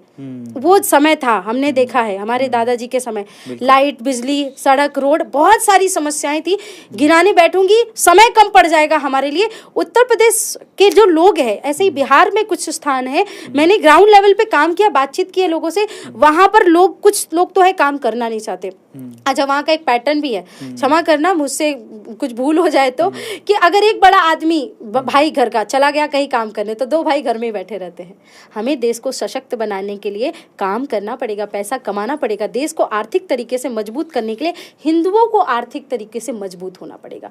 तो घर में एक भाई काम कर रहा है, इसका मतलब ये नहीं कि हमको भी बैठना है, तुमको भी कमाना है, और जब तुम कमाओगे तो तुम्हारा प्रांत आगे बढ़ेगा, तुम्हारा देश आगे बढ़ेगा। ये सारी चीज़ें सिर्फ ढकोसलेबाजी है। बात सिर्फ इतनी है कि लोगों को समथिंग ट्राई न्यू वाला है कि भाई नेताजी ने प्रॉमिस कर दिया, 2 शराब की बोतलें दे दी, और बाद में नेताजी अब नशे में जो प्रॉमिस होते हैं वो कभी पूरे तो होते नहीं है ना। सत्य वचन, ये वो प्रॉमिसेस है, और कितने पूरे होंगे ये जानते हैं ये लोग, ये देख लेंगे आने वाले समय में। अयोध्या वाले भी छाती पीटेंगे दुख से कि हाय हमने ये क्या कर दिया, और उत्तर प्रदेश के बाकी जगहों के भी लोग। आखिरी कुछ सवालों में चलते हैं, आप मतलब राजनीतिक के आखिरी कुछ सवालों में चलते हैं। आप छिंदवाड़ा से हैं, और छिंदवाड़ा एक ऐसी सीट थी जो हाथ का गढ़ मानी जाती थी, हाथ कभी उठा ही नहीं, तो ये एकदम से परिवर्तन कैसे आया? एमपी वालों ने इतना बड़ा दिल कैसे दिखा दिया? पाप कितना भी हो जाए, घड़ा उसका एक दिन तो भरता है। तो कमलनाथ जी का घड़ा भर चुका था। जब मैंने चुनाव आया, और चुनाव के पहले एक प्रेस कॉन्फ्रेंस की, लगभग 6-7 महीने पहले, और प्रेस कॉन्फ्रेंस के माध्यम से बताया कि देखो मैं संत शक्ति आंदोलन लेके आ रही हूँ, और इस बार अपने को ये पंजा हटाना है, छिंदवाड़ा के माथे से कलंक हटाना है। तो लोगों ने कहा अच्छा आपको टिकट चाहिए छिंदवाड़ा से? मैंने कहा मुझे टिकट नहीं चाहिए, जो भी चुन करके आए वोट तो जाना बीजेपी को ही चाहिए, क्योंकि एक छिंदवाड़ा, मध्य प्रदेश इतना सुंदर है, एक तुम्हारा छिंदवाड़ा ही दाग लगा के क्यों बैठा हुआ है, इस दाग को हमको मिटाना पड़ेगा। तो लोगों ने कहा आप कमलनाथ जी से टकरा रही हैं, इनसे टकरा रही हैं, कुछ आपके साथ गलत ना हो जाए। मैंने कहा मेरी कमलनाथ जी से कोई पर्सनली दुश्मनी थोड़ी है, मेरी दुश्मनी उन कांग्रेसियों से है जिन्होंने राम के दरवाजे पे जाने से मना कर दिया। 2022 में जब 2024 में 22 जनवरी को जब रामलला के यहाँ से निमंत्रण आया खड़गे जी को, इनको, तो इन्होंने मना कर दिया जाने से। मैंने कहा जो इन्होंने राम जी के दरवाजे पे जाने से मना कर दिया, तुम्हारी चौखट पे जब ये वोट मांगने आएंगे ना, तो इन कांग्रेसियों को तुम भी मना कर देना कि मेरी चौखट पे वोट मांगने मत आना, क्योंकि जो राम का नहीं वो हमारे किसी काम का नहीं। तो मेरी दुश्मनी इनसे नहीं, मेरी दुश्मनी इससे। हमको कमल खिलाना है, और हमने बहुत बहुत प्रसन्नता मुझे इस बात की हुई कि जो मेहनत करी वो सार्थक हुई, और हमारा छिंदवाड़ा भी उस दाग से मुक्त हो चुका है। तो 29 के 29 कमल हमारे मध्य प्रदेश ने दिए हैं। वैसे जीते आखिरकार कमल जी ही। हाँ, ये बात सही है, ये बात बिल्कुल सही बस है। नाथ जी नहीं जीत पाए, हाँ। पर जीते कमल जी ही। भारत में वैसे तो सब जगह हिंदू हैं, सनातन धर्म है, और काफ़ी राज्य तो काफ़ी सुरक्षित हैं। गुजरात बड़ा अच्छा कर रहा है, एमपी बड़ा अच्छा कर रहा है, जहाँ पे स्टेबल सरकार है वहाँ अच्छा है। लेकिन ऐसा ज़रूरी नहीं कि जहाँ स्टेबल सरकार हो वो अच्छा ही हो, जैसे कि वेस्ट बंगाल। 3 राज्यों की, अब जम्मू कश्मीर से ध्यान हटा है तो 3 राज्यों की बड़ी चिंता है भारत को। एक तो है नीचे से केरला, जहाँ पे स्थिति बहुत सही नहीं है, वो लोग भी जानते हैं, और एक पंजाब, और एक वेस्ट बंगाल। वेस्ट बंगाल में तो दीदी की सरकार है काफ़ी सालों से, फिर भी हालत बहुत ख़राब है। जितना लोग बोलते हैं कि वहाँ से लोग माइग्रेंट हो रहे हैं, जो बंगाली लोग हैं वो खुद ही माइग्रेंट, वो खुद ही निकल के दूसरे स्टेट्स में जा रहे हैं, क्योंकि वहाँ पर तरक्की नहीं दिख रही है उन्हें। इसके बारे में आपको क्या कहना है? बंगाल की अगर बात करते हैं तो ममता, उनका नाम ही है ममता दीदी जी। आदरणीय ममता दीदी के नाम में ही बस ममता है, उसके अलावा उनके पास कोई ममता है ही नहीं। क्योंकि मैं जितनी बार बंगाल में कार्यक्रम करने के लिए गई, मेरे ऊपर ऐसा लगा जैसे मैं कोई आतंकवादी हूँ। 500 पुलिस के घेरे से मेरे कार्यक्रमों को रोक लगाया गया कि आप यहाँ पे हिंदू नहीं बोल सकती। आप बताइए, भारत के ही एक राज्य में एक साध्वी जाति है धर्म सभा करने के लिए, और उनको रोक दिया जाता है। 1 लाख लोग ग्राउंड में खड़े हैं, और वहां से उनको भगा दिया जाता है, खदेड़ दिया जाता है। हिंदुओं की स्थिति वहां पर देखी जाए तो माताओं बहनों की इतनी बुरी स्थिति, संदेश खाली तो अभी आया है, उससे पहले से वहां पे बहनों का शोषण चल रहा है। उसके पीछे का सबसे बड़ा एक कारण है बंगाल की स्थिति को ऊपर ना आने का, कि वहाँ पे जितना ध्यान देना चाहिए सनातन धर्म का और हिंदुत्व का और राजनेताओं को, उतना उस समय ध्यान दिया नहीं गया। बीजेपी के आने के बाद वहाँ पे ध्यान देना शुरू हुआ थोड़ा थोड़ा। उस समय भी भारतीय जनता पार्टी के जो नेता वहाँ पे जाते थे उनको मार के फेंक दिया जाता था, तो कोई उभरता हुआ नेतृत्व आने को तैयार नहीं होता है। मुझे छोटी सी एक बात लगती, जिन भी राज्यों की आपने बात की मैं इंडिविजुअल उनके बारे में बताऊंगी, लेकिन अगर एक शब्द में एक बात और कहना हो कि अगर ऐसे राज्यों में मुख्यमंत्री को हटा के राष्ट्रपति शासन लगाना भी पड़े, क्षमा करेगा, तो लगाना चाहिए, क्योंकि विदुर नीति कहती है अगर एक पूरे देश को बचाने के लिए एक प्रांत को हटाना पड़े तो हटा देना चाहिए। एक प्रांत को बचाने के लिए अगर एक शहर को निकालना पड़े तो निष्कासित कर देना चाहिए। एक शहर को बचाने के लिए अगर एक गांव का निष्कासन करना पड़े तो कर देना चाहिए। एक गांव को बचाने के लिए एक परिवार का अगर निष्कासन करना पड़े तो कर देना चाहिए, और एक कुटुंब को बचाने के लिए एक व्यक्ति को अगर त्यागना पड़े तो त्याग देना चाहिए। बंगाल वो कलंक है। उस बंगाल को सुधारने के लिए राष्ट्रपति शासन लगाना बहुत ज़्यादा जरूरी। ऐसे ही पंजाब भी है। पंजाब तो नशे में डूब चुका है। पंजाब की स्थिति इतनी बुरी हो चुकी है कि पंजाब के लोगों ने रोटी, बिजली, पानी इसके सिवा दिखना ही बंद कर दिया है। उनको राष्ट्र धर्म दिखाई नहीं दे रहा। अरे तुम भूल गए हो क्या कि तुम्हारे पूर्वजों ने कहा 1.25 लाख ते एक लड़ावा ते गुरु गोविंद सिंह नाम कहावा, चिड़िया ते में बाज लड़ावा। ऐसे लोगों के तुम वंशज हो और तुम क्या कर रहे हो कि जो हमको मुफ्त की बिजली देगा, जो हमको मुफ्त का खाना देगा, मुफ्त के चक्कर में हिंदू इतने परेशान हो गए और तुम अपने आप को अलग कब से मानने लगे? ये खालिस्तानी है, हम ये है, हम ये लेके रहेंगे, हम वो लेके रहेंगे। भारत माता के टुकड़े तो इन लोगों ने किए।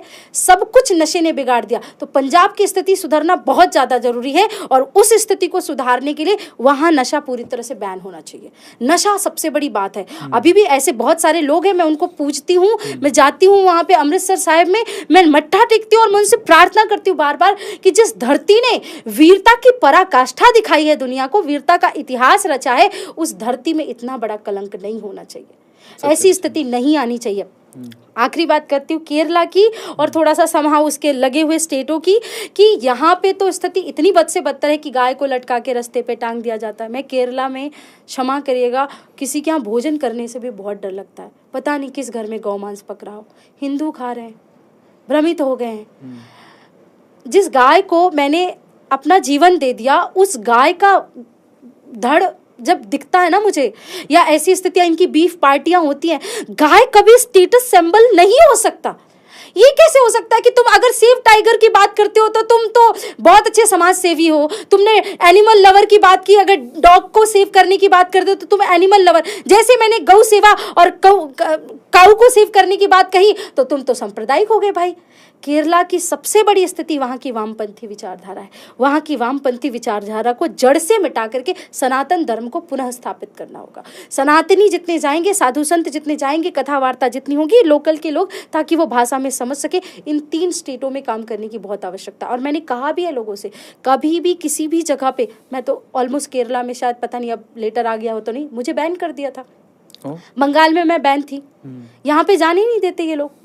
तो स्थिति बस ऐसी है। इन पूरी जगहों पे एक ही चीज काम में आ सकती है कि वहाँ के लोगों की रूट्स को जगाना पड़ेगा, उनको जगाना पड़ेगा, बताना और बंगाल दिखाना पड़ेगा। क्योंकि जिन जिन लोगों ने कश्मीर फाइल नहीं देखी है, वो बांग्लादेश फाइल देख लो। बांग्लादेश में क्या हो रहा है आप विचार करिए। अरविंद जी, मुझे इतना दुख होता है, मैं महिला हूँ, है ना, मुझे ऐसा लगता है कल के दिन अगर किसी ने मेरे साथ ऐसा किया तो पता नहीं, मैं तो जीते जी मर जाऊंगी। कि एक प्रधानमंत्री को रातों रात अपना देश छोड़ करके भाग के आना पड़ता है। बांग्लादेश की प्रधानमंत्री रातों रात अपना देश छोड़ करके आती है। 50 से ज्यादा मुस्लिम कंट्री होने के बाद भारत देश में शरण मिलती है उनको, भारत देश में आती है वो। बांग्लादेशी अपने देश के प्रधानमंत्री के आवास में घुस के बेडरूम में वीडियोस बना रहे हैं, उनके अंग वस्त्रों को ऐसे पब्लिक में उछाल रहे हैं। तुमको शर्म नहीं आती? तुम कहते हो कि तुम बड़ा औरत से अदब, इज्जत, ईमान, धर्म से पेश आते, ये है तुम्हारा अदब, ये है तुम्हारी इज्जत, इस तरीके से तुम लोग काम करते हो। बहुत कष्ट हुआ वो देख करके। तो हिंदुओं, प्लीज रिक्वेस्ट करती हूँ तुम लोगों से, बांग्लादेश की स्थिति को देखो। यही बांग्लादेश कभी बंगाल बन सकता है, कभी केरला बन सकता है, कभी पंजाब बन सकता है, कभी कश्मीर फिर से बन सकता है। और कश्मीर के लिए भी कहना चाहती हूँ, जितने आतंकवादी पकड़े जाते हैं कश्मीर में, उन आतंकवादियों के जो हथियार है वो पड़े पड़े जंग लग जाते हैं, क्योंकि जो जाते हैं इन्फेक्शन में और उसमें भाई छूना नहीं, इतने दिन रखे रखे जंग लग जाते, 1-1 साल 2-2 साल उन पे चलता रहता है कार्य। मैं आप लोगों से, सरकार से भी प्रार्थना करती हूँ, उन हथियारों को कश्मीरी जो हमारे हिंदू हैं उनके हाथ में दीजिए, क्योंकि सेल्फ डिफेंस एक चीज होनी चाहिए ना, उनको ट्रेनिंग दीजिए प्रॉपर, लेकिन उनके पास भी वो हथियार होने चाहिए, क्योंकि वहाँ कश्मीरी मुसलमान के पास, हर एक व्यक्ति के पास लीगल अनलीगल रूप से हथियार है, कभी भी वो आके मार के चले जाते हैं। इसलिए उन हथियारों में जंग ना लगे, उनके हाथ में भी होना चाहिए। और भारत के हर एक व्यक्ति के हाथ में, आज बांग्लादेश से अगर तुम सीख नहीं सकते तो हमसे बड़ा मूर्ख इस दुनिया में कोई भी नहीं हो सकता, है ना। मैं तो बोलती हूँ हर थिएटर्स में आप आओ, अगर समाज सेवी लोग हैं या कुछ पैसे वाले लोग हैं वो थोड़ा सा डोनेशन दे, हर थिएटर में फिर से द कश्मीर फाइल्स लगनी चाहिए, फ्री में लोगों को दिखाओ, उनको पता चले कि क्या स्थिति हो रही है। जब हम कश्मीर फाइल की बात करते थे ना तो ये कहते थे सब फालतू की चीज़ें, झूठ दिखाया गया है, ये तो बीजेपी का प्रोपेगेंडा है और ये सारी चीज़ें हैं। आप बंगाल में जो चल रहा है ना, वो बांग्लादेश का जीता जाता उदाहरण कई जगह पे बंगाल में दिखता है। ऐसे हिंदुओं को, वहां के मंदिरों को ऐसे तोड़ा गया, और वहां फिर आप देखा होगा आपने थोड़े दिन पहले हिंदू अब एकत्रित हुए। तो जब सब तुम्हारा लुट जाता है तब तुम रोड पे आते हो, फिर क्या करोगे और कितनी बार अपने आप को जोड़ोगे? क्या तुम कोई मशीन हो कि अब इसने तोड़ दिया तो फिर तुमने अपने आप को रिपेयर किया? रिपेयर करते करते व्यक्ति भी थक जाता, हमारे पूर्वज भी थक जाते। भगत सिंह, सुखदेव, राजगुरु देख के हमको सोचते होंगे इन नस्लों के लिए हमने अपनी जवानी में फांसी पे चढ़े थे, इन लोगों के लिए। तो प्लीज मैं सच में रिक्वेस्ट करती हूँ आप लोगों से, मत करो। आप लोग हिंदुत्व को जगाने की पूरी कोशिश करनी पड़ेगी। हिंदुत्व ही एक बात, और हिंदुत्व का मतलब ये नहीं है कि हिंदू राष्ट्र में मुस्लिम नहीं रह सकते, क्योंकि जब धर्म के नाम पे बंटवारा हुआ था तो जिन्होंने बंटवारा मांगा था ना कि हमको पाकिस्तान चाहिए, वो एक्चुअल में पाकिस्तान नहीं गए, वो लोग यहीं रह गए, है ना। वो लोग यहीं रह गए और हिंदुओं का कत्लेआम करके भगाया गया। तो मेरी आपत्ति ये नहीं कि मुसलमान यहाँ से भाग जाए, पर जो रहे देशभक्त तरीके से रहे। तो हिंदुओं को जागना पड़ेगा, समझना पड़ेगा। केरला, कर्नाटका, बंगाल, कश्मीर, इनकी स्थिति तभी सुधर सकती है जब इनके अंदर सनातन धर्म और हिंदुत्व और देश के प्रति, खास तौर से मैं कथा में भी कहती हूँ, राष्ट्रभक्ति सबके अंदर होनी चाहिए। राष्ट्रभक्ति सर्वोपरि है। अब हम थोड़ा सनातन की तरफ चलते हैं, मोक्ष प्राप्ति की तरफ चलते हैं। आखिरी पड़ाव है इस पॉडकास्ट का और मेरा फेवरेट टॉपिक है मोक्ष प्राप्ति। फेवरेट टॉपिक है मृत्यु। ये मृत्यु लोक है। काफ़ी प्रवचन में बहुत बार बोला जाता है, संत महात्माओं से ज़्यादातर सुना है, मृत्यु लोक है ये। इंसान पैदा होता नहीं होता, कोई गारंटी नहीं थी, मरेगा ज़रूर, इसकी गारंटी है। तो मृत्यु ही शाश्वत सत्य है। लेकिन बहुत सारे प्रवचन में और जितने भी मैंने साधु संतों महात्माओं को सुना है, वो मृत्यु के बारे में कम ही बात करते हैं। कारण क्या है? आपको क्या लगता है क्योंकि आप ही प्रवचन करती हैं, आप मृत्यु के बारे में कभी बोली हैं अपनी हाँ, प्रवचन? हमेशा बात करती हूँ, क्योंकि मृत्यु और परमात्मा तो बहुत बड़ा सत्य है इस दुनिया का। एक परमात्मा अकाट्य सत्य है। जो लोग कहते हैं भगवान होते हैं कि नहीं होते हैं, वो लोग, मुझे ऐसा लगता है, एग्जिस्ट ही नहीं करने चाहिए इस दुनिया में, क्योंकि परमात्मा से बड़ी कोई शक्ति दुनिया में नहीं है। और मृत्यु, इस दुनिया में कोई चीज़, आपने देखा होगा हर जगह लिखा रहता है अंदर जाना मना है, बाहर जाना मना है, बात करना मना है, ये करना, कहीं लिखा देखा मरना मना है ना। मृत्यु कभी भी आ सकती है। मृत्यु दुनिया का सबसे बड़ा अकाट्य सत्य है। और मुझे ऐसा लगता है कि जीवन हमारा एक अध्याय है, मृत्यु के बाद भी एक बड़ा अध्याय है। एक सिक्के के दो पहलू होते हैं, मृत्यु उसके बाद का पहलू है। परंतु लोग जीवन को संवारने में ही लगे रहते, मृत्यु को कोई संवारता नहीं। और मैं हमेशा अपनी कथा में बताती हूँ कि आप मृत्यु को संवारिए, तो मैं बात करती हूँ उस बारे में। और मृत्यु को संवारने का सबसे अच्छा तरीका ही सनातन धर्म सिखाता, और कोई दूसरा धर्म बताता ही नहीं इस बारे में। बिल्कुल सही। मैं इसलिए भी बात करना चाह रहा हूँ कि एक बार मैंने खुद ने अपनी आंखों से देखा है और कई घटनाएं सुनी भी हैं, पर एक जो देखा है मैंने वो बता सकता हूँ कि हम सूरत में रहा करते थे, गुजरात में। तो एक कबूतर जो था वो हमेशा हमारी चौखट पे आके बैठता था और लगभग 4 साल से हम उनको दाना खिला रहे थे। जनरली लोग अपने घर पे दाना नहीं खिलाते, कहते हैं कबूतरों को बाहर खिलाना चाहिए, पर हम उसको खिलाते थे। 4 साल तक हम भी बड़े पीड़ा में रहे थे। वो 4 साल बड़े स्ट्रगलिंग थे। लेकिन 4 साल बाद जब 5वां साल आया, हमारा अच्छा वक्त आने लगा, तो वो कबूतर जो है बेसिकली, मतलब हम लोग सूरत से तब बेंगलोर शिफ्ट होने वाले थे क्योंकि हमें एक अच्छा ऑफ़र मिल गया था, तो हम घर छोड़ने वाले थे। तो कबूतर फाइनली मेरी पत्नी के हाथ में आया। वो लास्ट बार शायद खाना खिला रही थी, 2-3 दिन ही बचे थे। वो हाथ में आया, उसने एक दाना चुगा और फिर वहीं पे। तो मैं सच में देखा है ये, और मुझे लगा कि वो कबूतर फाइनली मोक्ष प्राप्ति हो गई, उसको मोक्ष पे चला गया। और इतनी आसान मृत्यु हुई थी उसकी। ऐसी मृत्यु कैसे संभव है? क्योंकि हम कई बार मृत्यु आती है, बड़ी कष्टदायिनी मृत्यु होती है। ये सब कुछ ना हमारे कर्मों के ऊपर होता है। ओके। आप इस बात को बिल्कुल भूल जाइए कि आपने मनुष्य योनि ली है और तो ही आप बड़े पुण्यात्मा हैं। 100% मनुष्य योनि पुण्य से ही मिलती है, बड़े भाग्य से मिलती है। परंतु मैंने बहुत सारे जीवों को ऐसे देखा है, जैसे आप चेतक की ही बात मैंने की, वो एक पुण्यात्मा जीव थे। जैसे मैंने जटायु जी की बात की, वो एक पुण्यात्मा जीव थे। तो इस दुनिया में बहुत सारे ऐसे पुण्यात्मा जीव हैं जो किसी व्यक्ति के साथ उनके कर्मों को लेकर के आते हैं। वो जो कबूतर जिसकी आप बात कर रहे थे, वो आपके साथ कर्म में एक पार्ट आपका रहा होगा कभी ना कभी, क्योंकि मैं हमेशा एक श्लोक बोलती हूँ कि अवश्यमेव भोक्तव्यम, अवश्य भोगना पड़ेगा। क्या? कृतम कर्म शुभाशुभम, किए हुए कर्म अच्छे हों या बुरे हों, न भुक्तम क्षीयते कर्म कल्प कोटि सतर्यम। अगर करोड़ों कल्प भी क्यों ना बीत जाएं, आपका किया हुआ कर्म आपका पीछा कभी नहीं छोड़ता। तो उस कबूतर का और आपका कुछ कर्म के ऐसे बंधन रहे होंगे जिसमें, और सबसे बड़ी बात, उन्हें आभास हो जाता है, जीवों को हमसे ज़्यादा आभास होता है कि आप उन्हें छोड़ के जाने वाले होंगे। तो 100% वो इस बात को मानते कि जिसने मुझे जीवन दिया, मैं प्राण भी उन्हीं की चौखट पे दूंगा। तो वो अपना समर्पण दे करके जाते हैं, क्योंकि उनको उनसे ज़्यादा लगाव प्रेम कोई दुनिया में दे ही नहीं सकता, क्योंकि ईर्ष्या जैसा शब्द उनके पास नहीं। ये सारी चीज़ें, द्वंद्व, द्वेष, ये मनुष्य पालता है, जीव नहीं पालते हैं। तो उन्होंने आपको अपना सर्वस्व दे दिया।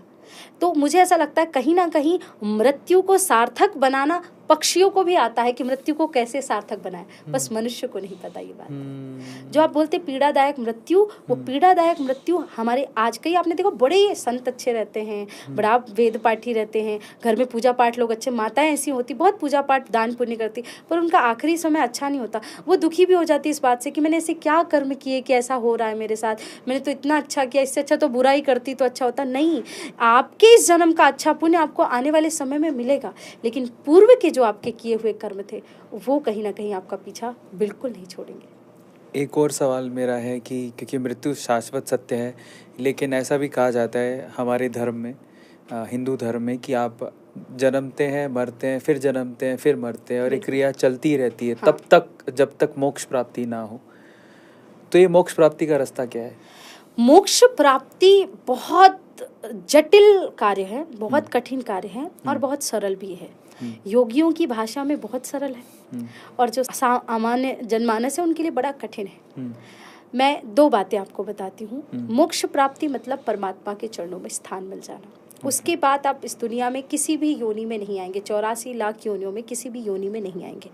उस मोक्ष प्राप्ति के लिए सबसे पहले आपको सम होना पड़ेगा। आप पुण्य करें तो भगवान का, आप पाप करें तो भगवान का, आप अच्छा करें तो भगवान का, बुरा करें, आपको किसी भी चीज़ से कोई, जिसको कहते हैं योगी की अवस्था, एक अनहद की अवस्था, एक अवधूत की अवस्था, ये जो सारी अवस्थाएं हैं वो मोक्ष प्राप्ति की। आपने नागा साधुओं को देखा होगा, आपने अघोरियों को देखा होगा। वो अघोरी नहीं जो किसी की प्राप्ति के लिए या किसी चीज़ के लिए कुछ कार्य करते हैं, जो पूरा दिन शमशान में रहकर एक बात सोचते हैं कि प्रभु ये शरीर भी तो शमशान की ही अमानत है, अभी ले लो, कल ले लो, परसों ले लो, बस मेरा तो एक ही उद्देश्य है, वो है मोक्ष प्राप्ति। तो मोक्ष प्राप्ति एक जन्म में नहीं मिलती है। कुछ बहुत ब्रह्मज्ञानी होते हैं, उनको एक जन्म में भी शायद मिल जाए, मेरा अनुभव तो नहीं रहा है शास्त्रों को पढ़ के।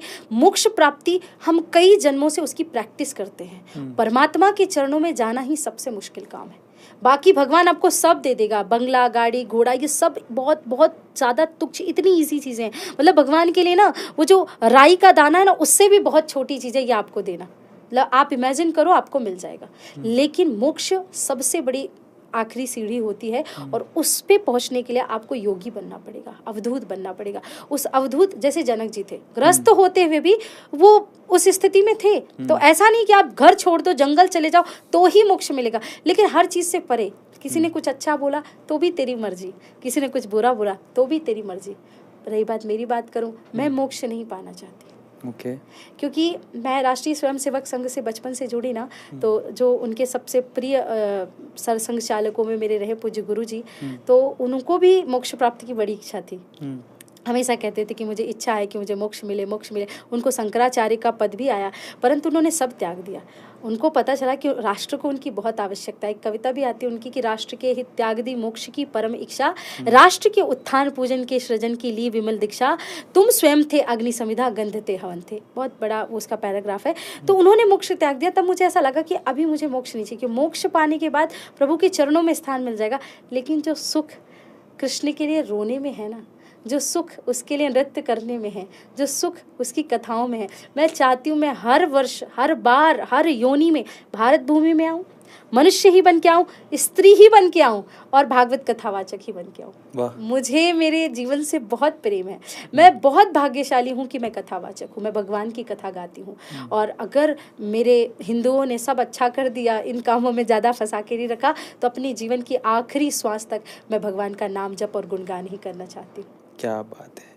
फाइनली जब भगवान कृष्ण की तरफ बात बढ़ी गई है तो फिर से हम लोग आखिर में हम चाहते हैं कि पॉडकास्ट के आखिर में भी थोड़ी थोड़ी कहानियाँ हो जाए, कथाएं हो जाए तो और मज़ा आ जाए। बिल्कुल। अच्छा, मैं ये जानना चाहता हूँ, जब आपने प्रवचन किए, आप बोलते हैं हम धर्म सभाएं भी करती हैं, तो प्रवचन में जब आप प्रवचन करती हैं, ऐसी कोई कथा जिसमें आप रोने लगती हैं, कोई कहानी है ऐसी? वो तो प्रवचन और कथा की बात अगर करें ना, तो कुछ भी आप करो, ऐसा कुछ नहीं है। कभी कभी जो प्रसंग ऐसे होते जो बहुत भावुक होते हैं, वो चले जाते हैं, तो उसमें भी रोना नहीं आता। और कभी कभी आप संकीर्तन गाओ और उसमें भी रोना आने लगता है। कभी कभी हम मंच पे बैठते हैं, ठाकुर जी की प्रतिमा को देखते हैं और ऐसा लगता है कि ठाकुर जी ये क्या चल रहा है, क्या मैं ज़्यादा लोगों के बीच में आकर कहीं तुमको भूल तो नहीं जाऊंगी। उसी समय रोना आने लगता है। तो प्रसंग तो सब एक जैसे होते हैं, हाँ, परंतु मुझे पूरी कथा में जब भी रोना आता है वो गौचारण लीला पे आता है। क्योंकि दुख इस बात का है अरविंद जी कि जिस गौ माता के लिए भगवान ने इस पृथ्वी पे अवतार लिया ना, जिस गैया के लिए भगवान भी रोए ना, उस गैया के लिए आज भारत में कोई रोने वाला बचा नहीं है ना। तो मुझे उस चीज़ का बहुत कष्ट होता है। मैंने आपको बताया प्रारंभ में कि मेरे जीवन के 2 स्वप्न रहे, एक राम जी का मंदिर बने, दूसरा गौवंश हत्या बंद हो जाए। तो हम इसी बात से लगे हुए लोगों को समझाने में कि गौवंश हत्या बंद कैसे होगी। गौ सेवा, गौ सुरक्षा, गौ संरक्षण और गौ संवर्धन, हमारा एक फाउंडेशन है साध्वी सरस्वती फाउंडेशन, वो सिर्फ इन्हीं चीज़ों के लिए काम करता है। तो हम पहले छोटे छोटे काम करते थे कि गौ पात्र रख देते, ये कर देते।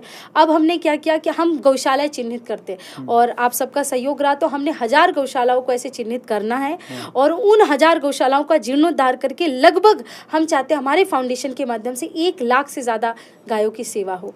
और मैं अपनी कथाओं में भी बताती हूँ कि हर सनातनी को 3 काम तो करने ही करने चाहिए। दुनिया में कुछ भी मत करो, आप सब भूल जाओ, सारी चीज़ें ठीक है, 3 काम आपको करने ही करने हैं। कि पहला, हर सनातनी को अस्त्र शस्त्र चलाना आना चाहिए। घर में शास्त्र पढ़ो और शस्त्र की शिक्षा लो, आपके बच्चे को शस्त्र शास्त्र आने चाहिए। दूसरी चीज़, हर सनातनी को संघ से जुड़ना चाहिए, प्रत्यक्ष अप्रत्यक्ष रूप से किसी भी तरीके से।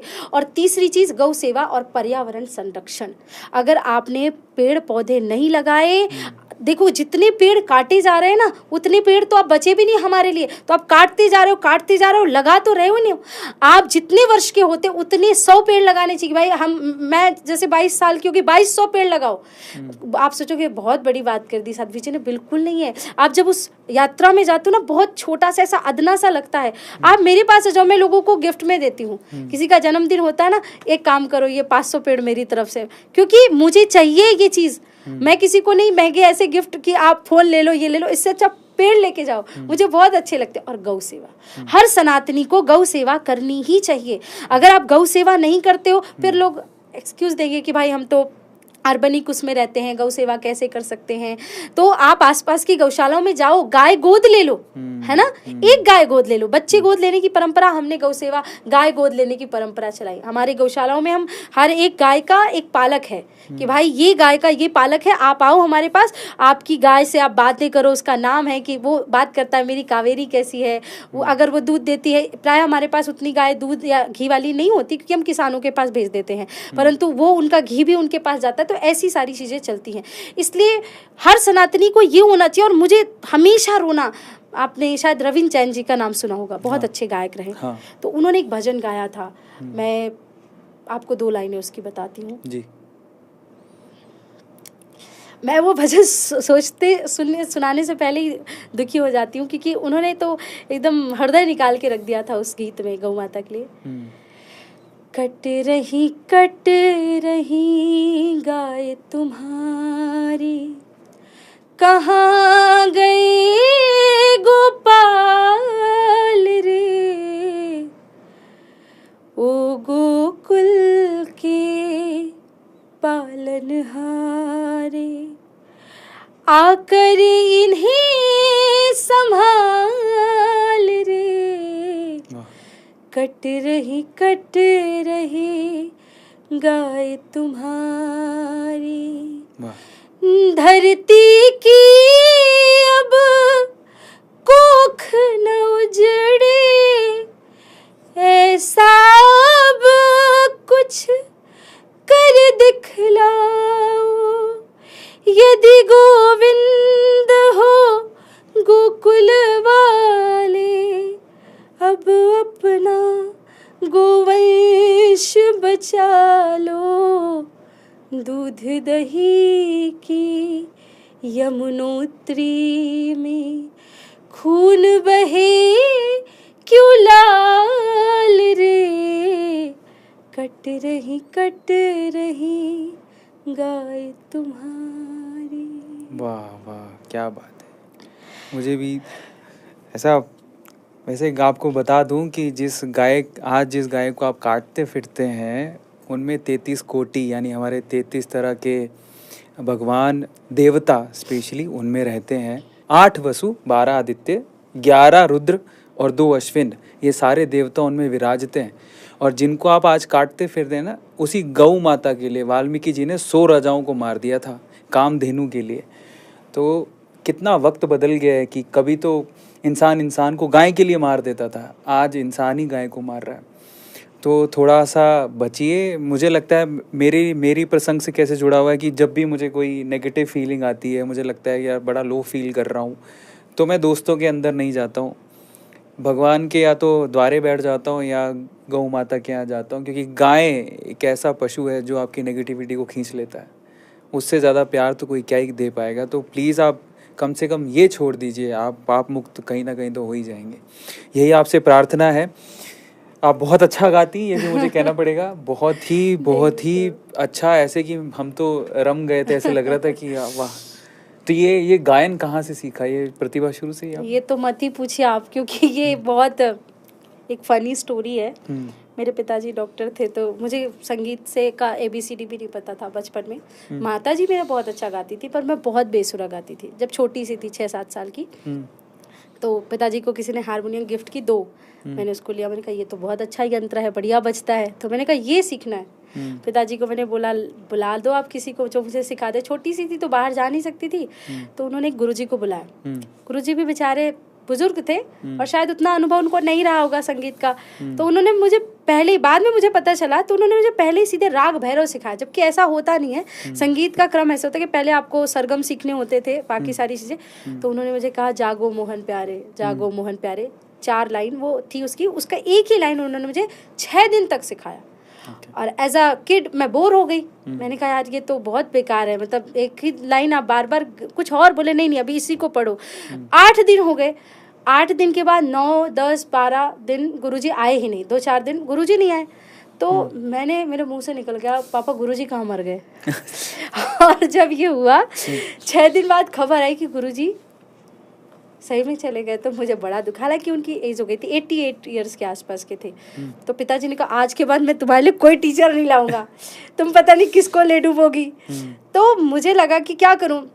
तो पहले ऐसे बहुत सारे बुक्स आती थी, 15 दिन में हारमोनियम बजाना सीखे, मैंने सब खरीदी, किसी से कुछ फ़ायदा नहीं हुआ। फिर मुझे एक दिन पता चला सीक्रेट इसका, आप जितना गाएंगे, जितना अच्छा सुनेंगे, तो आप विश्वास नहीं करेंगे अरविंद जी, मैं इतनी सुरीली हूँ, मेरे कान बहुत सुरीले हैं, मैं बेसुरे लोगों को नहीं सुन सकती, टैकल ही नहीं कर सकती। ये जो आप यो और ये सब चलते हैं ना, वो मैं सुन ही नहीं सकती।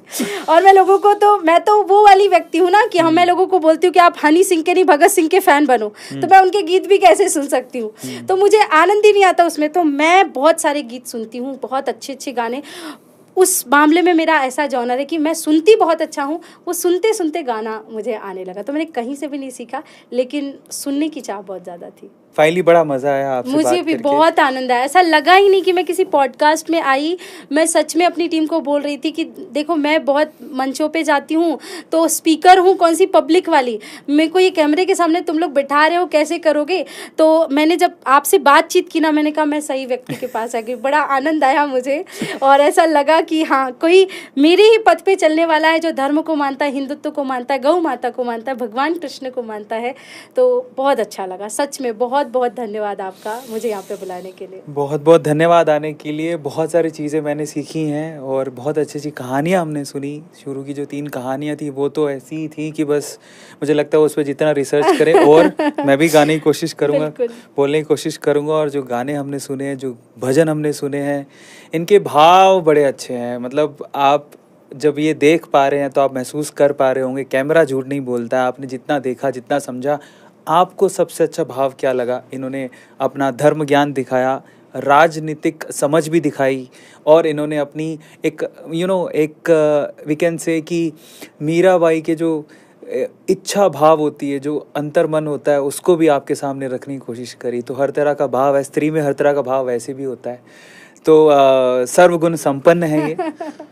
जाते जाते मैं आपसे रिक्वेस्ट करूंगा कि गाने तो आपने सुना ही, आपने इतना अच्छा जीवन जिया है और एक पवित्र जीवन जी रही हैं आप। भगवान का नाम लेना अपने आप में बड़ी बात होती है, और आपको वो सब मिल रहा है ऊपर वाले की दुआ से। 3 ऐसी सीख जो आपने अपनी ज़िंदगी में सीखी, जो आप कहना चाहती हैं, कन्वे करना चाहती हैं, वो क्या होंगी? बिल्कुल, सबसे बड़ी बात कि जब भी हम मनुष्य योनि में आए हैं, कहते हैं नदेह माध्यम सुलभम सुदुर्लभम, बड़े भाग्य से मनुष्य तन मिला। तो एक एक श्वास हम व्यतीत करते ना, तो बहुत सोच समझ के करनी चाहिए।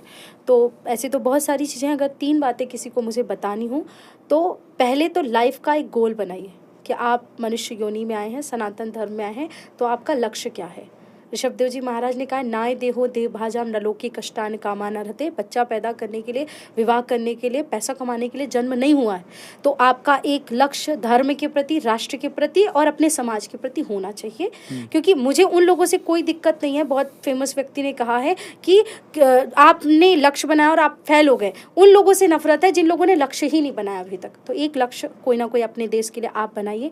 दूसरी चीज़, थोड़ा सा आप डिसिप्लिन्स हो जाइए, क्योंकि किसी भी चीज़ में हिंदुओं की सबसे बड़ी समस्या ये रही कि कंसिस्टेंसी नहीं रही धर्म के प्रति, समाज के प्रति। एक समय आया जब लोगों ने अत्याचार किया तो हम एकजुट हो गए, फिर उसके बाद हम बैठ गए। तो अगर धर्म और समाज के प्रति कंसिस्टेंसी नहीं रहेगी, अपने शास्त्रों को नहीं पढ़ेंगे, शास्त्र की शिक्षा नहीं लेंगे, गौ माता की सेवा, हर एक चीज़ का, जब आप ऑफिस जाने का आपका एक टाइम है, खाना खाने का एक टाइम है, तो आपकी एक कंसिस्टेंसी होनी चाहिए समाज के प्रति। तो वो एक चालू रखिए कि हर रोज़ गीता पढ़नी है, हर रोज़ रामायण पढ़ना है। आप अगर उसको 75 हार्ड डे की तरह लेना चाहते हो तो भी ले लो, चलेगा। कोई चैलेंज लेना है तो ले लो, लेकिन आपका कंसिस्टेंसी धर्म के प्रति होनी चाहिए। और सबसे बड़ी बात, नाम जप, भगवान का नाम सब ले। कुछ भी मत करो, कोई पूजा पाठ ध्यान साधना आपको नहीं आती है, मत करो। आप कृष्ण कृष्ण, राधा राधा, शिव शिव, हे माँ अम्बे, जो भी आपके इष्ट हैं, नाम जप की इस दुनिया में सबसे बड़ी महिमा है। स्वयं भगवान भी अपने नाम की बखान नहीं कर सकते, इतनी बड़ी नाम की महिमा है। तो आप ये 3 चीज़ें अवश्य पालन करें, आप कहीं के कहीं पहुँच जाएंगे। क्या बात है। तो मुझे नहीं लगता कि इसके अलावा कुछ बोलने की ज़रूरत अब है। आपने बहुत कुछ अच्छा देखा, अच्छा सुना। अब आपकी बारी है। आपको हमारी सरस्वती जी की कौन सी बात सबसे अच्छी लगी, कमेंट सेक्शन में लिखना है। अगर आप मेरी जगह पर होते तो आप क्या सवाल पूछते? आपके मन में कौन सा सवाल है, कोई संशय है? ये जवाब दे सकती है, मैं जानता हूँ। तो प्लीज़ पूछिए। अगली बार जब ये आएंगी तो अगली बार फिर से हम एक पॉडकास्ट करेंगे, फिर से आपका सवाल लेंगे और इन्हीं से पूछेंगे। आपके संशय का जवाब शायद आपको मिल जाए। और फाइनली शेयर करिए, और जितना मुस्कुरा सकते हैं, जितना भगवान का नाम ले सकते हैं, उतना लीजिए। इसी के साथ आज्ञा दीजिए हमें भी। बहुत बहुत शुक्रिया, बहुत बहुत धन्यवाद। बहुत बहुत धन्यवाद। जय श्री कृष्ण। जय श्री कृष्ण, जय श्री।